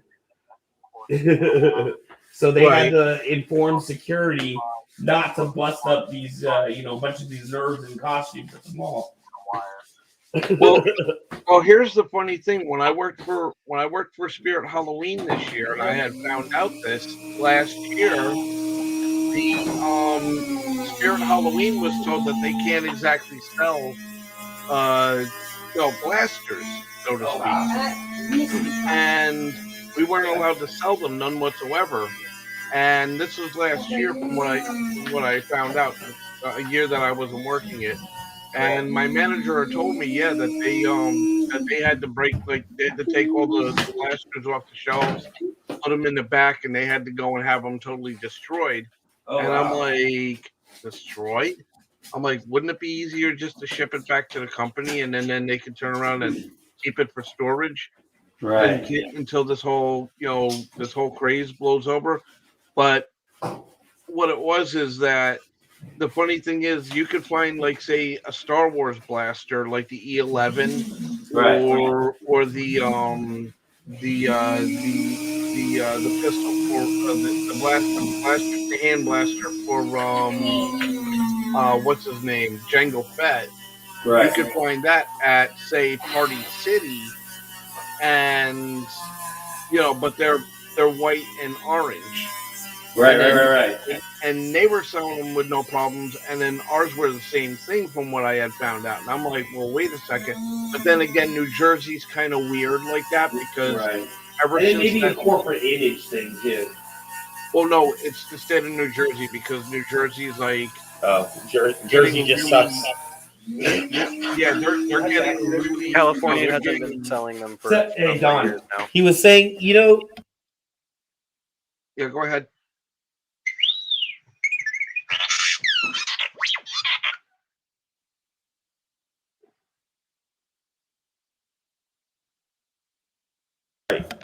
Sorry. I guess he was saying the state of Jersey banned those at conventions altogether. So when he worked at a spirit store, they had to throw those in the trash. Wow. They weren't even allowed to sell those. I believe that. No, we had to destroy them. We had to destroy them, then toss them out. Right, destroy them and toss them out. If you're ever thinking about going to Jersey, don't. Yeah, exactly. Do yourself a favor. All right, hey, just to let everybody know, I got only a couple % left on my battery on my phone. So my phone is going to be going out. I'm going to be going out as the main camera here. We're still going to have 1, 2, 3 cameras and Steve going, although you'll probably be hearing Ezra's voice talking to Steve more than you'll hear me. But we will have the other cameras going so you can see the action happening around here. Right. Except for I'm just seeing Say Wong's belly over there. Oh, flamethrower's going up. Yeah, that's another thing. When you're doing this at home, you got to be very careful, people, when you're playing with fire, like how Don is doing, because not for nothing, if you're not skilled like what Don's doing, then you may have a person like me showing up in full gear going. Don is a trained professional. Please be very You gotta careful. put your stuff doing out. this at I'm home. sorry. Right. But Because that's the other thing too. Depending on the cape that you have, it may have some chemicals on it that you're not even aware of before you get started going. And then that's when you have Steve showing up at your house, putting your house out. Yeah. Please don't. People like me that show up with the gear and put the fire out. But no. You got to be careful of your fabrics, because some fabrics that you may have, may cause like certain wools can cause like a cyanotic, chemicals that they like a chemical that gives you like cyanide gas and whatnot. So you got to be very careful with that. It depends on the fabric too. It's like certain wools. I forget which one it is, but you got to really be careful. But Seriously though, if you're gonna do something like that, you might want to be on the outside doing that, but make sure it's not a day where it's like super windy and whatnot. Yeah. Because This is yes, that is very advisable. This is something that you should probably do outside, probably with a little bit of ventilation. I will let you know right now, it's probably about 45 degrees outside and very chilly where we're at, which is why we're in the Kyber Cave. You don't see it, but we've got space heaters in here. Oh yeah, it gets mightily cold in this warehouse. it's actually 58 degrees here, and we're supposed to drop down again to like back to the lower 40s and whatnot. We had one of those freakish days because the reason why we got the nice weather right now is because of that tornado that happened in Kentucky. Right. I'm also liking how these burn marks are actually kind of almost look like mud too. Yeah. Kind of looks like he's really been through it with this cave. Hey, was that through the same mud that that Han Solo went through in the Solo story? Or Din Djarin when he was fighting the Mudhorn for the egg or whatever. Yeah, right there on Tatooine. Right. Yeah. Now he's adding a little bit of black. You can see how that's. Oh, it looks good. I mean, I looks like scorching. I like that. That's actually beautiful. You said that's beautiful, Don. Thanks. Seriously. And he's using what is that, a brush that you were just kind of? No, it's sandpaper. Oh, sandpaper. Yep. Doing some of it, taking some of it off. You know what I mean? You want it to look a little natural. You know, just like. Another So thing you got these people blaster holes. They're gonna do some like carbon scorching. Just like Yeah. one of those. Another thing, people, when you're at home and you're making this, yeah, you can spray paint in your house, but make sure, or in a place that's open. Well, please make sure you have your windows wide open. Right. Hey, John, good to see you. Actor John Michaels for Squid Games. Thank you for tuning in. Hey, And John, make sure how to you check doing? out the podcast he just did on the Duck Soup Show, which is another fantastic comic book artist that I know that is very multi-talented. Thank you for tuning in, John. We are doing a build. We've had a couple of people leave already. This is a cape that is being done, and it's meant to look like it's really been through it. Right. You can see the blaster and the scorch marks. It's been burned and battered. Blowtorch, knife scratched, beaten up. Blowtorch, nice. Dragged through the mud. This cape has been jumped into a game. Yeah, there you go. The Star Wars gang. There you go. As you can see, I have not done anything new to my build, but we did get that That's fine. eye issue worked out that I had. Yeah, no, that looks good. This one is pretty much almost done. It's still going to have the top piece from Marvin the Martian, and I need foam inserts. And we're going to do a bit to the side, not much, but more just to cover it. I don't necessarily want the bulky Mando pieces myself. In other words, you don't want the ears. Right. And again, that was my personal choice on this build. I'm going to get a piece to flatten this out. Right, but because unlike the top typical Mando build, because I'm doing Marvin the Martian, this is actually going to stay open. And I'm going to be wearing a black face mask underneath, and I'm going to sew on big white eyes. Right, I remember that you said that on like 3 or 4 weeks ago. You said that. I remember that. Right. Keep now, track this is actually Say Wong's helmet. That's and nice. This is a Black Series helmet, right? Yeah. So this would be a Hasbro Lucas endorsed helmet, and it's amazing that this can be plastic, but that looks just like real chrome. It's chromed out, yeah. It is gorgeous. Can I pick it up? Yeah. Can I show the inside? If you guys haven't had a chance to see, they've actually done some really good work in this Hasbro helmet. Yeah, now I know what to expect when I get my whatchamacall, the Death Watch helmet. Oh, you ordered the Death Watch helmet. Yeah, I had to go to one of the stores and order it. There we go. GameStop. Ooh, hey Don, and even what you were talking about right there. Hold on. right there is actually they've done the same thing for Right. Hasbro Exactly. Yeah. to show you how much stronger that's going to make the helmet. This one you can see it through, but that's just because this visor is not very dark. Dark, right? You know, Okay, mine, the visors that I use are for the welding masks, and they are dark. Like, Actually, you can take, barely see anything through them at all. Oh yeah. Spider-Man Mandalorian helmet You can see a little bit. or No you Way know what I mean? Home premiere. But I'd love to this is see that, on James. nothing behind it. And you put that in a helmet, You can't see almost anything at all. Oh, what's up, James? Good to Yeah. see you, sir. That I can barely see. Like James, I would love to see that helmet. That would actually look pretty dope. Spider-Man Mandalorian. Yeah. Nice. Spider-Man Spider-Lorian. Spider-Mandalorian, that's right. You know, the So what do you think, man? Mandalorian. What do you think about your thing? See, the thing you can also do with the helmet too, if you go to Walmart, they actually sell like the stuff that you can put like over the window. It's that tint, and it could be any different color, red, the red mirror, the blue mirror, any one of those colors, just to actually cover up that, to cover that up, or you can just go with a regular black tint and just cover that up. It's really easy to do. Not too easy, but give it time. It'll work.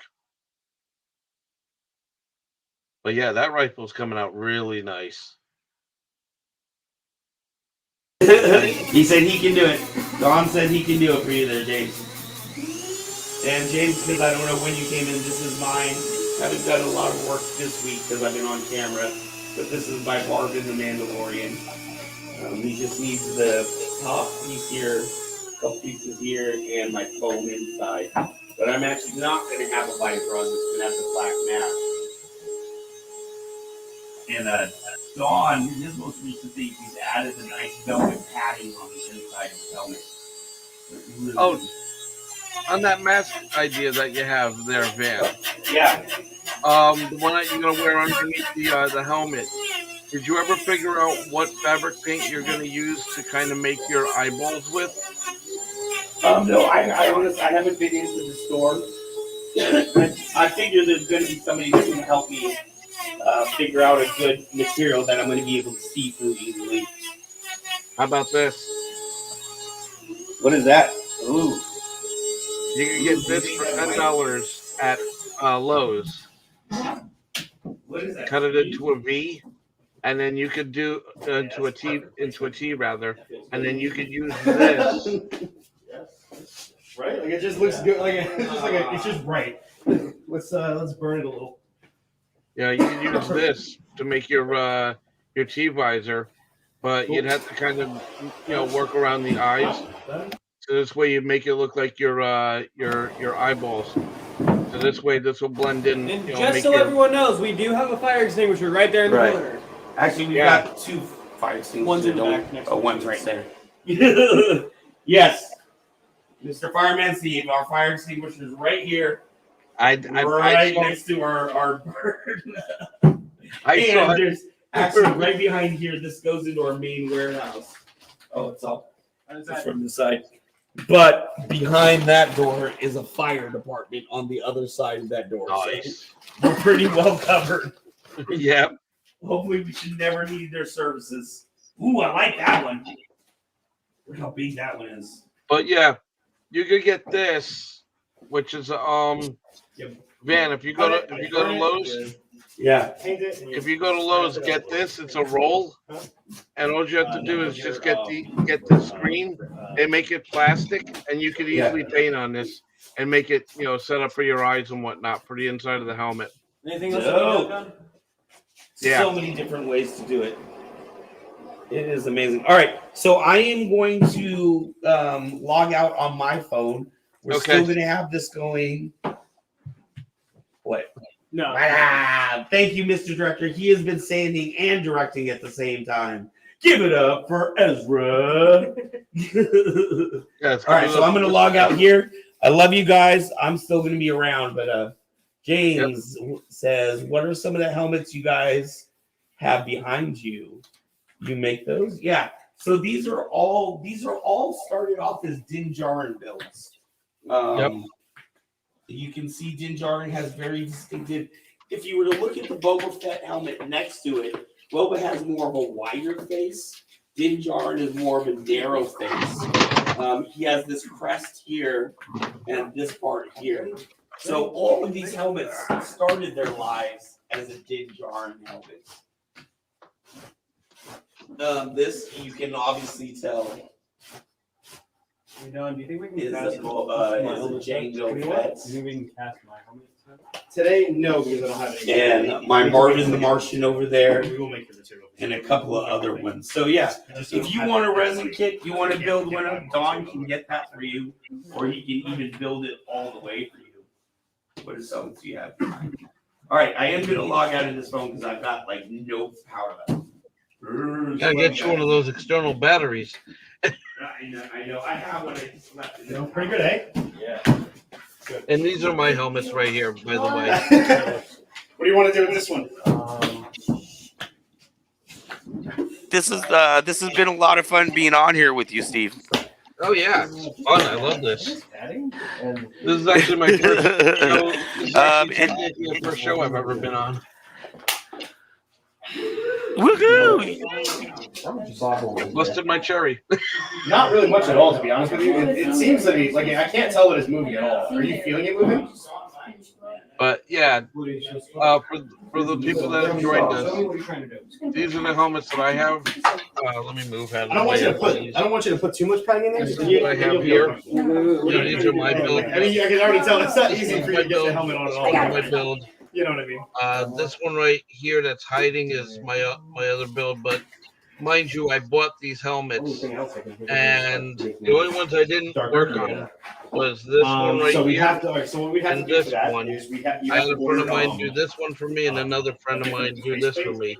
But these were like done up by somebody who does Bible first setup. So this one was done by a guy in Italy, and what I did was I turned around, I added the visor myself. Right. Well, we can mess with that a little bit today, made this Obi-Wan Kenobi's general's helmet, and it has an actual working LED in the back.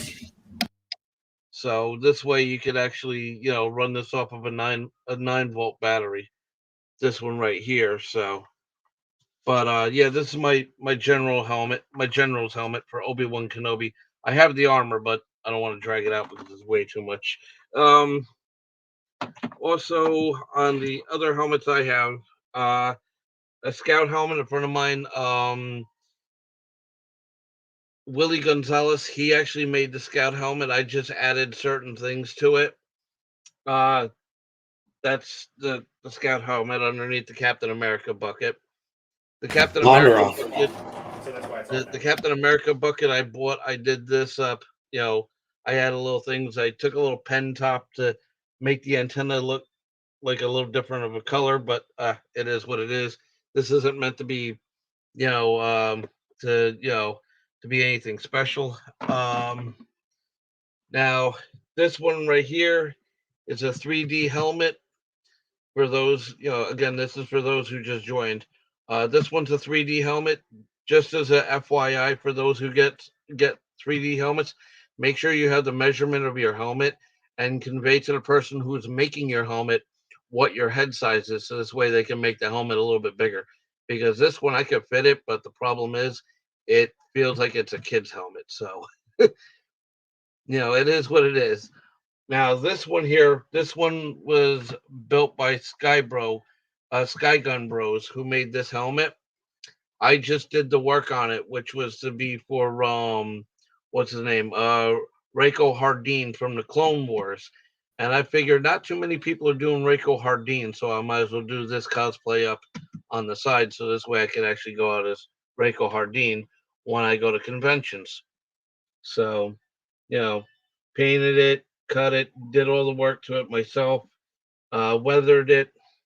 I used different styles of weathering, which was I took ashes from my smoking pipe and I basically rubbed it around the helmet. I'll bring this up a little closer so y'all can see it.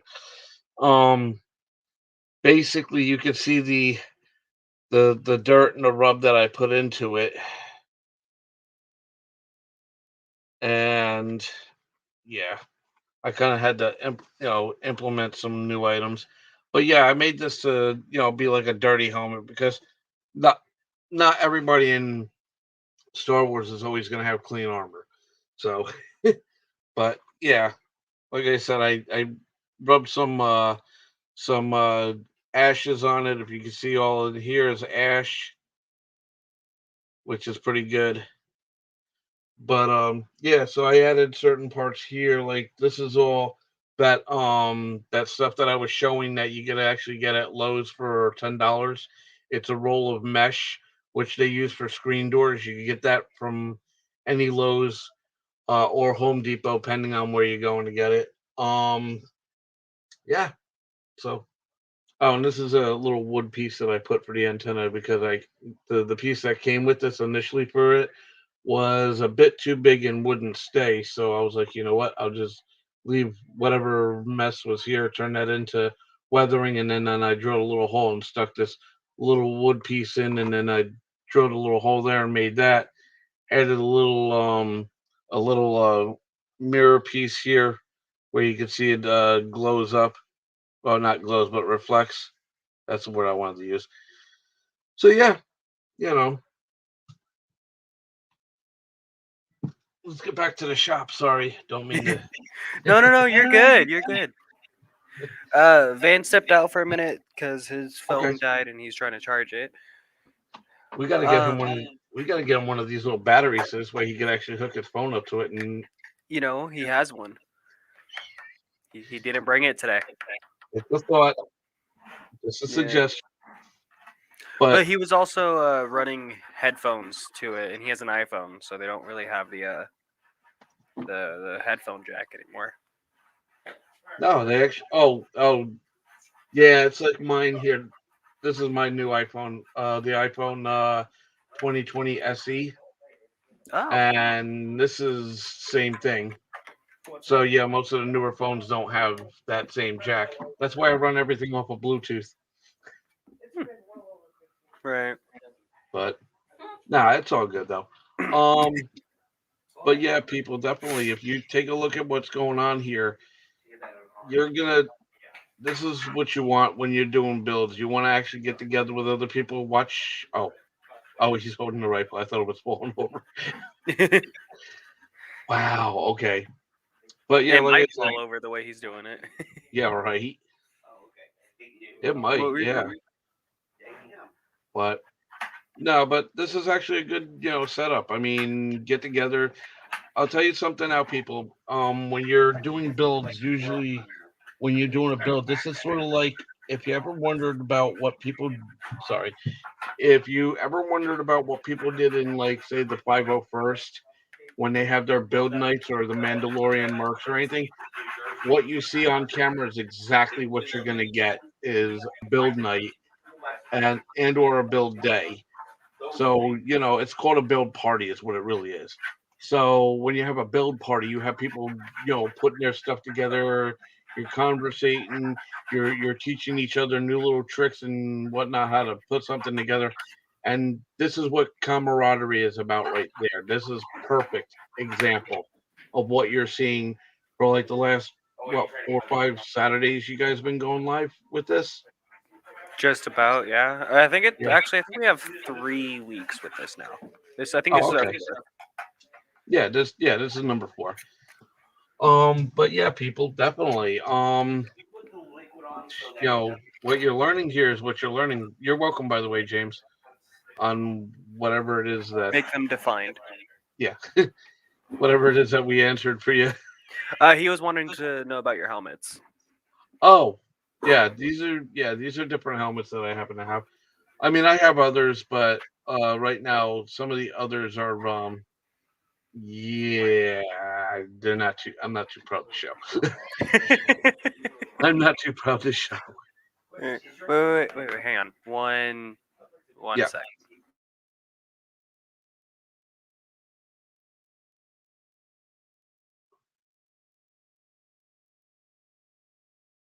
But yeah, when you people are building stuff, just remember to take your time. Don't exactly rush through everything. But then again, I kind of like go against that myself because I know what I do, and me personally, I like to rush things a little bit. But then again, I kind of like the minute I get it in my hands, I want to start building it because it's kind of like, it's there. You want to get it out of the way and get it done. But then again, that's me because I kind of have no patience when it comes down to that. But but no, really, if you're really still learning this, and if you're new to this, take your time, learn. Yeah, you're gonna get it. You're gonna get to that point where you're just gonna want to build everything all the time, and guess what? It's perfectly natural. Don't worry. And if you see how this helmet's coming out, it's coming out very nice for a helmet that was bought from like one of the stores. Now you could So take Dawn is weathering here. Yeah. This helmet. So It this looks helmet like started life as a Hasbro Black Yeah. Series helmet. Very beautiful. Actually, I'm very impressed with the Hasbro. I thought it would be more of a cheaper toy, but this is a very impressive helmet. Yeah. And he is weathering it. So you can hear him. Yeah, no, And I'm he is impressed with he's it, too. weathering it to make it look, lived in, worn in. But you can see what's very interesting, like he's adding this black, right? But it's not like dramatic, oh my god, it's really out there slashes. I think what really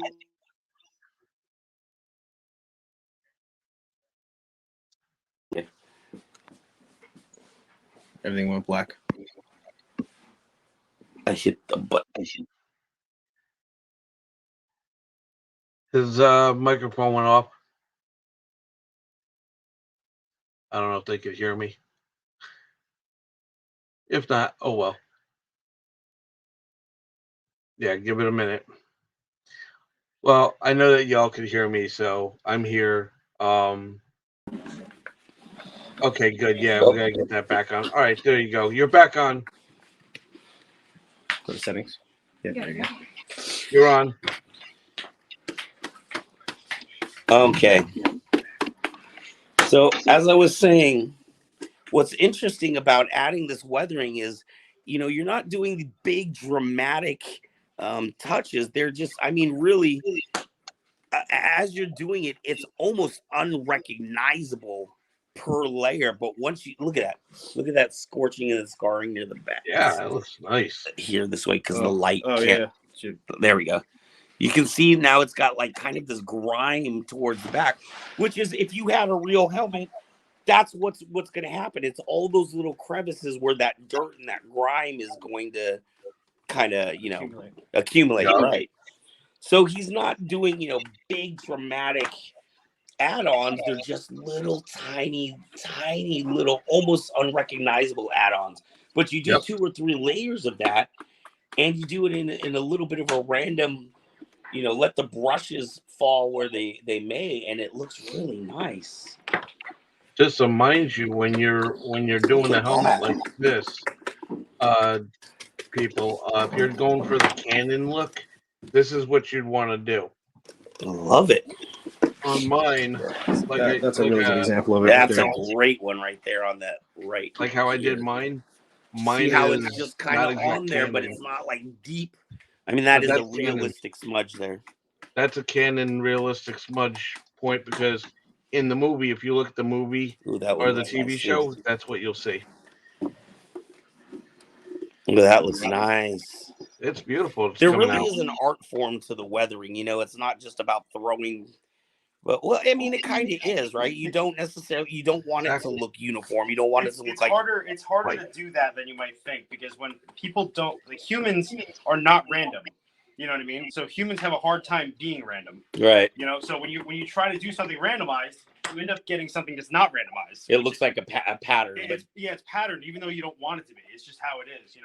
How it ends up being. So it's kind of harder to be more randomized. Just kind of go all over the place and just kind of go for it. Right. That kind of ate in my cup. Totally did. I put paint in my cup, and that's kind of one of the problems with plastic cups. Sometimes you can actually see it's coming eating through the cup? It just ate right through the cup. Oh, snaps. That's all right though. It's not a big deal. All right, so I'm gonna put this back on I'll just remind the myself wide shot not here. to. I'll remind myself not to leave my coffee cup laying around Don.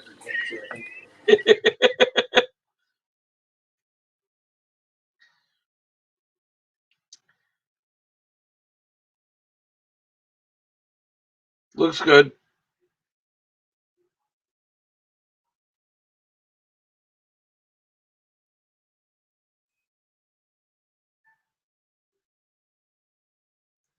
But yeah, what he's doing, that's very close to exactly what you'd see in the TV show with the weathering, how that is. Just keep in mind when you're doing like your Star Wars builds, they got to look identical to what the character is for the movie. If you're doing a set character, for instance, like Captain Rex from Clone Wars, or um Darth Vader. Well, Darth Vader is normally, you wouldn't normally have a same look, but also keep in mind that now that you're looking at the Ralph McQuarrie helmets and all that, that the Ralph McQuarrie setups, they kind of take a different tone. Now, mind you, this helmet, technically, this one right here was supposed to be an initial white helmet for Boba Fett when he would wear the white armor to be technically like one of the stormtroopers when he was, doing battle and working with the Empire at the time. But then they changed it up and didn't go with this. They went with the straight T visor. So, and the reason why I like this is it's slightly different. It doesn't exactly scream Mando, but it does at the same time, but with a little difference to it. So, but yeah, like I said, this is different. I like it, and I'm glad that they actually brought a character out in Clone Wars that wears this helmet, and I can make a cosplay out of it and work it out. So there you have it. But yeah, that the helmet that Don's working on is really, really nice, and the way it's set up, it's beautiful. Yes, for a item that was bought from one of the stores on that one, like I said, I'm waiting on mine to be delivered to my house, which is the Death Watch helmet, because I just wanted to see what it would look like. So I figured, all right, I'll throw 120 bucks at GameStop and buy one of those just to see what it looks like. And now I see that they have the inside of that helmet. It looks nice. Now, there's a guy who actually makes the padding identical to that helmet, to the inside of the helmet, which is pretty interesting. Um, I don't have his info on me right now, but he is on Facebook. But, you know, again, it depends on how you want to do your padding. But if you want padding that's going to work for you, you kind of have to, fiddle around with foam or EVA foam as well, because EVA foam you could work. And the inside of this helmet, I don't know if you can see that, but I used EVA foam to fill in the dome and also the back of my neck. So this way that I don't have the helmet rattling around my, making the rattling bit for the helmet, so it's not loose and it stays in place and whatnot. So, but again, each person's different with their helmets as to what they're building and how they're putting everything together.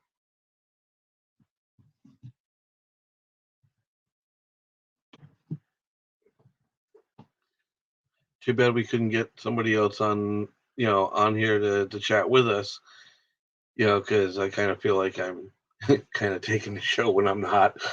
But the blaster here, if you see how this is coming out, it's coming out very nice. I'll tell you something now. This is very inventive on how it's done. Um, I'm very, very, surprised at what I see here. It looks very beautiful as to how it's built. Now, what he's doing is he's taking elastic bands, and he's, holding it in place. So then, when you do your tape, when you do your gluing, like the way he was gluing the part of that rifle barrel, so this way he can cover up to make it look like it's an actual full on rifle. That's the inside guts, as we call it. for the blasters. Now, when you start doing that, you kind of want to use what he's holding as painter's tape, which won't damage anything. It'll help keep things in place, and when you peel it off, it'll look fine. It'll be beautiful, and you ain't got to worry about anything looking all like too tapey and all that little tape gunk that you'd have to worry about. Painter's tape is the way to go about it. And I'll tell you something now, you know, it looks really good the way they're doing this because it holds everything into place right along with the rubber bands, and it's doing its job to help the glue form up properly on the inside of on the inside of that the outer layer shell of the blaster.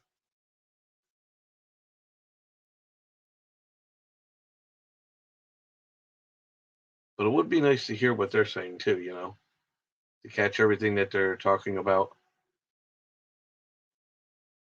But yeah, no, that's going to be a nice little blaster when that gets done. I'll tell you that right now. I cannot wait to see the end result of that. This is why we have safety. Young man is on a skateboard, does something, and then you have Dan who's fiddling around with the blaster and accidentally bumps into the young man. And this is part of the reason why we say safety first, because you don't want people kind of goofing around because that could have been very well a blade in his hand or something else, and it could have injured somebody there at that point. So this is why we point out safety. But those look like Heelys, I think. But it is what it is. Now it's kind of like the downtime on this point, which is good. But I can't exactly see your comments because I'm not watching the video. What I should do, I should be using my phone to do this, to get on Facebook and see what we're talking about, but I don't know if I can see that or not.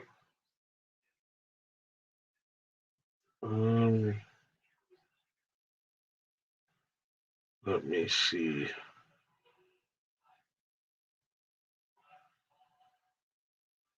Huh. Okay, I know what I'm going to do.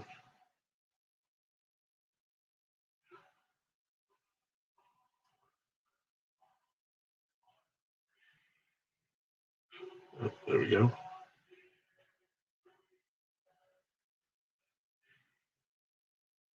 To get on Facebook. Okay, here we go. There we go. Now I can see what's going on. All right. All right. Now I can read your comments. So if you have any comments or questions, please do ask, and I will definitely read what's being said here.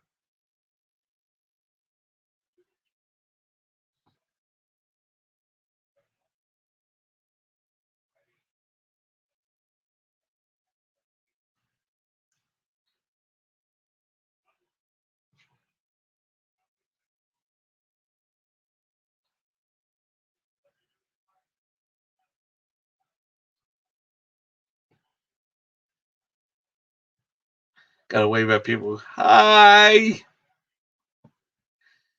There we go. But yeah, if you want to build anything, you just have to take your time with it. It'll work out well. I don't know how many other people are watching. I see one on Facebook, but that's cool.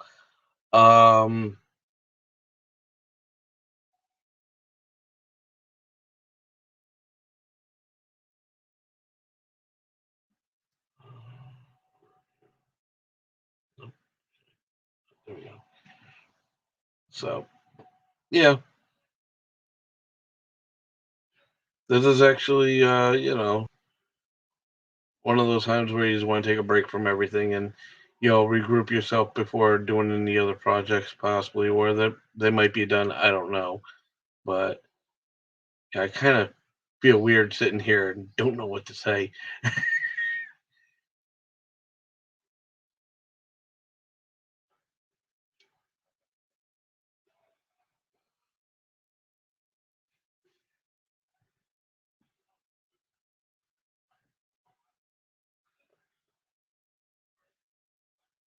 I was gonna see if I could get one of their attention, have them jump on the microphone.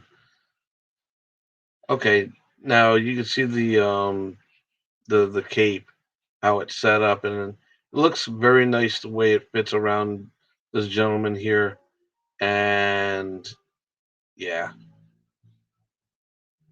too bad I can't exactly get him to do a 360 spin or a model spin for us to see it. Maybe he can hear me. I don't know. Actually, no, that looks really good. Yeah, no, that looks good. Uh, if you can do it a little slower so we can actually see what the full product is on the back. Yeah. If you can, tell him to do a slow spin. Yeah, for sure, we can do that. Yeah. Here, Oh, there. he's asking you to do like a slower spin so you can kind of check out what the thing is. Actually, here, stand still, and I'll take my camera around it so you can see. Yeah, that'll work. How do I? Give me 1 second. Take your time. Ezra, do me a favor and put on my camera, please. It is on your camera. Oh, all right. My bad. Okay. All right. There we go. Here we go. See how that looks? It's beautiful. Yeah. Very, very beautiful. It's nice and it's oily. It's burnt up. It looks like it's from Star Wars. You know what I mean? It looks like it's Yes. from a used world. Yes. That's exactly how this is how you want to do your stuff at home. Yeah, 100%, absolutely. Keep in mind though, when you're doing this, it's gonna take time for you to build what you got to build at home. But what you've seen here for like the last 2 hours of us being online, you're finding out every little thing that you can with what we're doing here. Right, absolutely. There's a number of different things that we could be doing, it's all up to the imagination. There's a million ways to do this. Just because I'm doing it this way doesn't necessarily mean it's the only way to do it. It's just the way Right, exactly. Now, keep in mind, people. Again, when it comes down to the helm, to being the canon look, when you're doing some things that are canon for, like, say, the TV show or what have you. Like, for instance, with, like, say, the 501st, when it comes down to the costumes. Now, your costumes have to look identical as to what's in the movie. When it comes down to the 501st Rebel Legion, and everything has to be like what we say is stitch counting. Right. So you have to actually be on point with your look. Right. But when it's like, when you're doing it on your own and you're doing your own thing, then it's whatever. Then, you're doing your best to do what you're doing. And you're not technically in the groups, but you're still dressing up and you're having fun. That's all that matters. Right, absolutely. And for me personally, I'm not one to be, picky with that kind of stuff. I think if it looks good, then it is good. You know what I mean? Like, I'm not the kind of person that like needs to have everything perfect, and you know what I mean. That's not my deal. I just like making stuff, and I like making stuff look good. Right, but I was explaining about like the 501st and other groups that they do, because they're very consistent on what they want. Now, when you were doing Jin's helmet before, not for nothing, some of the stuff you were doing was actually canon and on point, because I know you did your studying when you were looking at the helmet and figuring out what he has on his helmet and how it's got to look. So, with that, that's totally on point and on, with what's going on. Yeah, the Dinjarin helmet, the mold that I have and everything like that is almost it is as close as I can find, at least. You know what I mean? It is pretty darn close. So, right. But like I said, there was something that I was explaining earlier before, and I know you guys didn't hear this, but there's somebody on Facebook, I forget who it is, but he makes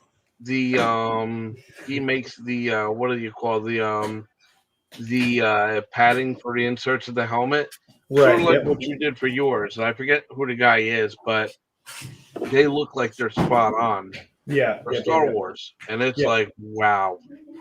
Yeah, I've seen some of those too. I wonder about the comfortability of that. You know what I mean? I'd like to check them out. I'd like to see that when people do that, because it's really cool to see that when people come, functionality and looks, when they come together, it's really a nice thing. You know what I mean? You want something that's really comfortable, that looks really good, and that's kind of hard to do sometimes. It's usually one or the other. So if you get both, it's a really nice thing. And I know that a lot of people don't even have that much padding or that nice of padding in their helmets to begin with. You know what I mean? A lot of people don't even. They just throw a couple pieces of foam and they're good with it. Yeah, exactly. I mean, it's like what I did with my my biker scout helmet. Well, my shadow scout helmet. As soon as I get my next helmet, which is I'm waiting on, is I'm waiting for it to be in the mail because it's coming from Poland. One of the guys made a helmet, and he makes the biker scout helmet for the clone troopers, and that's one of my next plans I'm doing armor for, because I want to do clone scout for the 41st. So I want to see what the helmet looks like and figure out whether it's going to be, close enough to canon and whatnot. So.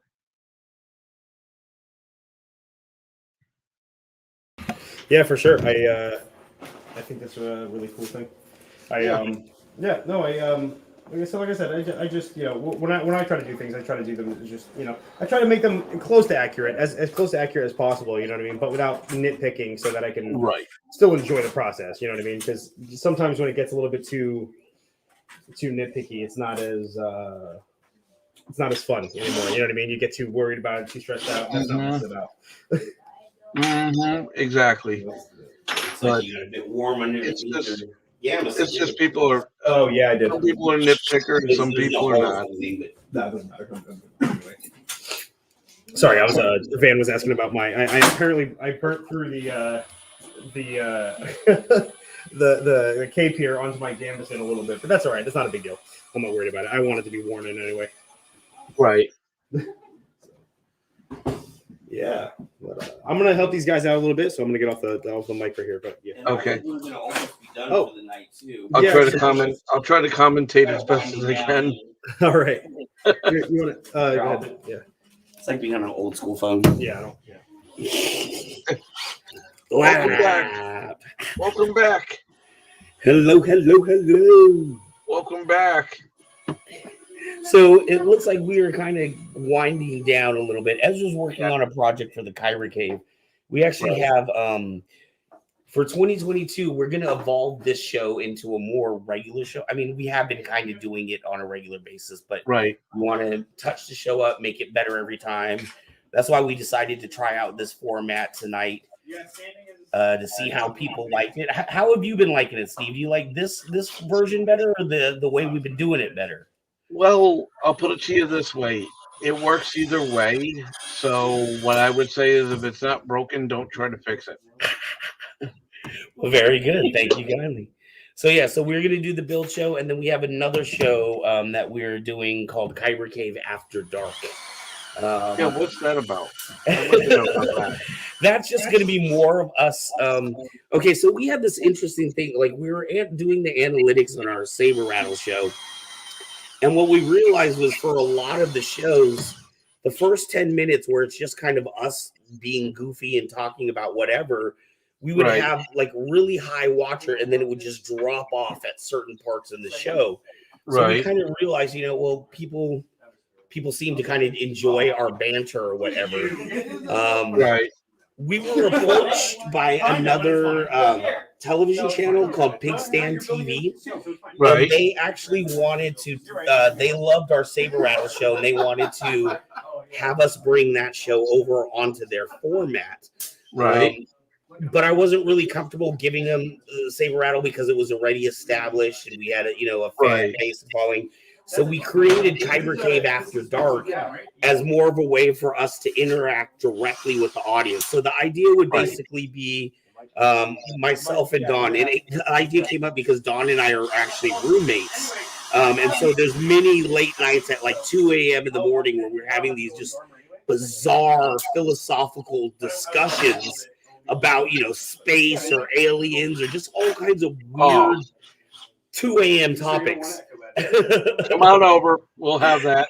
Right. So that's the idea of Kyber Cave After Dark. It's just going to be us talking about weird stuff, but it's going to be interactive so that, Ezra's going to be the director, so people can make comments on the screen and we can talk to them directly and get their opinions and thoughts in on the show as well. That works. Are you guys anywhere near Rav from Mamba or no? Say that again? Are you guys anywhere near Rav from Mamba? We are about 6 hours north of LA. Okay. Yeah, so like there was an event that she was talking about going to in Ontario. Yeah. And because Kyber Cave does cons, like a lot of times I'll have a booth there. Or, before the pandemic, we were doing a lot more cons. We had actually talked about doing a booth down there anyways. Right. So even though we're not in the same area, California, for those that may or may not know California, you can drive for 12 hours and still be in the same state. Here's one end of California, here's the other end. Exactly. So from Northern California to Southern California, like I said, it's about 6 hours from San Francisco to LA, roughly, depending on traffic. So it's really not that bad at all. And we are, I would say, very blessed and privileged. I mean, literally, we do on our show Saber Rattle, we do a weekly con report because there's literally conventions happening every single weekend in some city around the Bay Area. You can see Don's belt that he built there.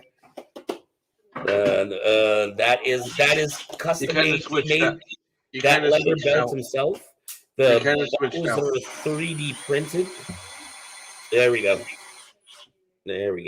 Yeah, so these buckles are 3D printed, and he actually went to the leather store, bought the big piece of leather, and cut that design out himself. And you may or may not be able to see it, but there's actually slits here. Let's go this way a little bit. We're off camera. There's slits there.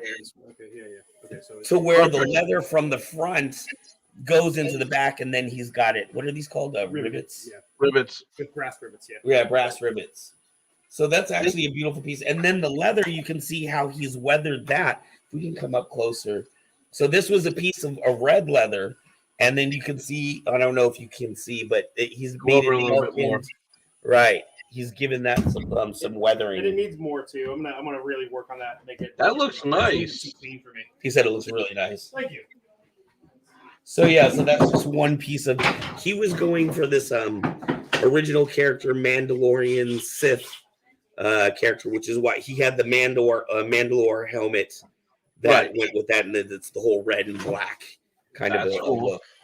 I was actually thinking with this one, the 3D printed helmet that I got, right? Because of the way it looks. Yeah, it screams Mando to a degree, but it also, if you look the way the shape of it is, it looks like what's his face from Old Republic Star Wars. The one guy, Revan, I think it was. Revan? Yeah, Revan. Darth Revan? Yeah, he had this. Right. Well, the Revan mask is the Mandalore's mask of the original Mandalore's mask. Right. Exactly. And I want to say the difference was it doesn't have the T part right here. It's more of just the eye visor. Right. Exactly. Well, what I was actually thinking of doing was making this into like a full-on helmet for a Sith Lord, but just keeping it to the colors that's almost like what Boba Fett has almost to his helmet, but doing it as something completely different and just saying that it's a force user that's not really trained, but they found a lightsaber. It's a red saber. They're running around and they're creating havoc and pretty much trying to be Sith, but in such a weird, radical way that doesn't work, until he gets caught up with an actual Sith Lord and like, no. This is how you do it. This is what Right. we want you to do. Try Right. it this way. That kind of thing. That's the cool thing. I love how people create their own stories for their characters, and the creativity that goes along with that. Well, that's all part of it. I mean, that's part of the cosplay. Right. A lot of people think that just because you're like, some people get like Halloween costumes, like from say, Party City or Halloween, Spirit Halloween, or one of the Halloween stores. Doesn't matter which one it is. Right. Yes, it technically is cosplay. A lot of people say it's not. It's a Halloween costume. But then, if you really look at it, what we're making is also technically Halloween as well.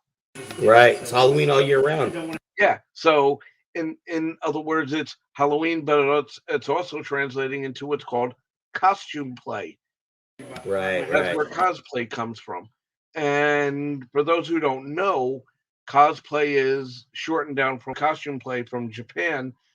Japan, I don't know the entire story behind it, but I know it has Japanese roots behind it. If you look at, say, Kabuki, okay, if anybody has an idea what Kabuki is, basically it's like saying a drag queen show. Right. But it's, guys that are dressing up as women and performing as women on stage. So if you kind of look at what the Japanese did back in the day and what they kind of currently do today, yes, you'll see a lot of kabuki shows. 9 times out of 10, usually it's women that are working it now, but you do find men actually still in the kabuki shows that are dressed as women. That's so funny. I know with the ancient Greeks, like women weren't allowed to be actors or whatever, so they were all men and they would dress with women. I never thought of that as the original drag queens. Yeah. Hello, girlfriend. No, but I'll tell you something now. Yes, I have dabbled in drag. I will tell you that from the get go. Believe it or not, I've actually learned how to do half of the things from drag queens as to either A, how to do makeup, or B, how to make an outfit or do something. Right, man. You got to give it to drag queens, man. Drag queens can make a costume. Oh yeah, and they're the 24/7 cosplayers, so to speak. But they're not really cosplaying; they're actually living a lifestyle. That's true. That's true. And wow, I've never really thought about that. I think I'm gonna have a cross, like a drag queen on the show one time. That's a really interesting angle. I never really thought about that because really, especially with drag queens, because it's such an underground thing, they had to make their own costumes. That was the big part of it, was the creativity and making your own look and your own makeup and all that stuff. I have never really thought about that. Well, here's the thing. It's no longer underground. If you really look at it, it used to be more underground in the 70s, the 80s, up until the later 90s is when it started becoming mainstream. Right. And a lot of people were like, wait, what's this? Why this? I'll give you a perfect example. If you ever watched the movie What's Love Got to Do with It, the Tina Turner movie, right? Based on Tina Turner's life, when she was revamping herself and doing an Inferno song, "Burn Baby Burn." Well, in the crowd, you see drag queens, and they're dressed up, looking like, some of them look like Tina Turner. Right. Some of them are just like, yeah, okay, whatever, we're doing our own thing. Right. But that's like where this was at. Apparently, it was San Francisco or something like that.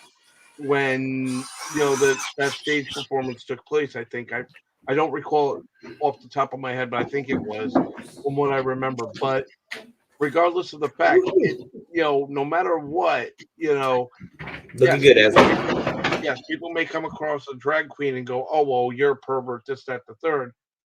No, not necessarily. There's people that are actual true drag queens that live the lifestyle because they don't feel that they're a man. that they're a woman trapped in a man's body. Right. Well, So that's a big part of everything that's going on in the country right now is more of a personal identity. So yeah, I'm all about it. I'll tell you what. And actually, you know what? I think we're going to end on this and then get ready and shut this out for the night until next week. But when I first started Kyber Cave, I knew nothing about cosplay. I didn't have any friends that did it. I didn't really go to Comic Cons or anything like that. And as we started doing Kyber Cave, obviously we came in contact with more cosplayers.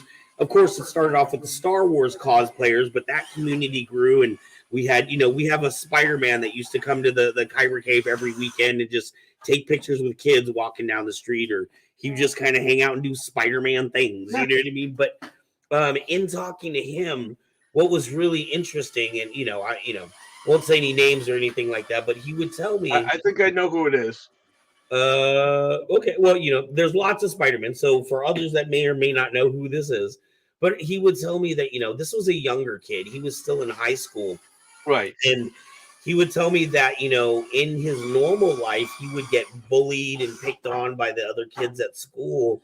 Yeah. But it was actually when he put this costume on, and then all of a sudden people wanted to take pictures with him, and it's Spider-Man. And, like he said, he never really. The odd thing was when he was himself, he didn't feel like himself. He only felt like himself when he could put this costume on. You know what I mean? And so when I started understanding cosplay, I'm so much more than just a bunch of, geeks out there trying to pretend to be, a Dragon Ball Z character or something like that. You know what I mean? When I really started understanding that there was, very deep psychological and emotional attachments that happened to it, I started seeing it as a whole different thing. And really, when you want to talk about creative people, these are people that are inventing techniques, inventing things you would never have seen 10 years ago. And it's just people in their garage trying something out. Oh, yeah. I'll put it to you this way. When I was a young lad in high school, okay, I had long hair down to my ankles. I was your typical metalhead, one of those smart metalheads, but in a sense, in my own right, I'm a nerd, still a nerd. Don't care what anyone says. And if you got a problem with that, meet me in the backyard and I'll show you what this nerd can do. And but no, we're not trying to promote violence. But no, seriously though, when I was younger, yeah, there was things that I actually happened to have loved to see. Like I was into Dungeons and Dragons, well, I still am. The older Dungeons and Dragons. Yes, I played the workshop. I played the card games. I played all that other stuff with Dungeons and Dragons. And I'll tell you something now. Here I am close to 50. Well, I'll be 50 next year. All right. Straight up, I'm still doing cosplay. I'm still doing the things that I love to do. But here's the thing, though. I don't live it 24/7, but I'll put it to you this way. When I work at my job at Amazon Fresh, not Amazon as in like I'll send you your $300 package to you. I deal with the foods, so I'm more in the food section of Amazon. So when I'm dealing with Amazon Fresh on that aspect for the 9 hours that I'm there, for when I have to be there, then when I come home, I'm on call for the fire department. Well, I'm always on call 24/7 for the fire department. So regardless of the fact, when I'm in my spare time, I do what I feel like I want to do. Like say if I feel like building something, I'll go build a helmet or go build something in cosplay. If I don't feel like doing that, I'll pull out, say, oh, there it is. If I want to build one of these little cars, I'll build one of these little cars. See, the thing of it is when you're sitting there and you're studying what you're studying for you and what you're interested in doing, take a little time out to read some of the books on whatever it is that's your favorite items to do.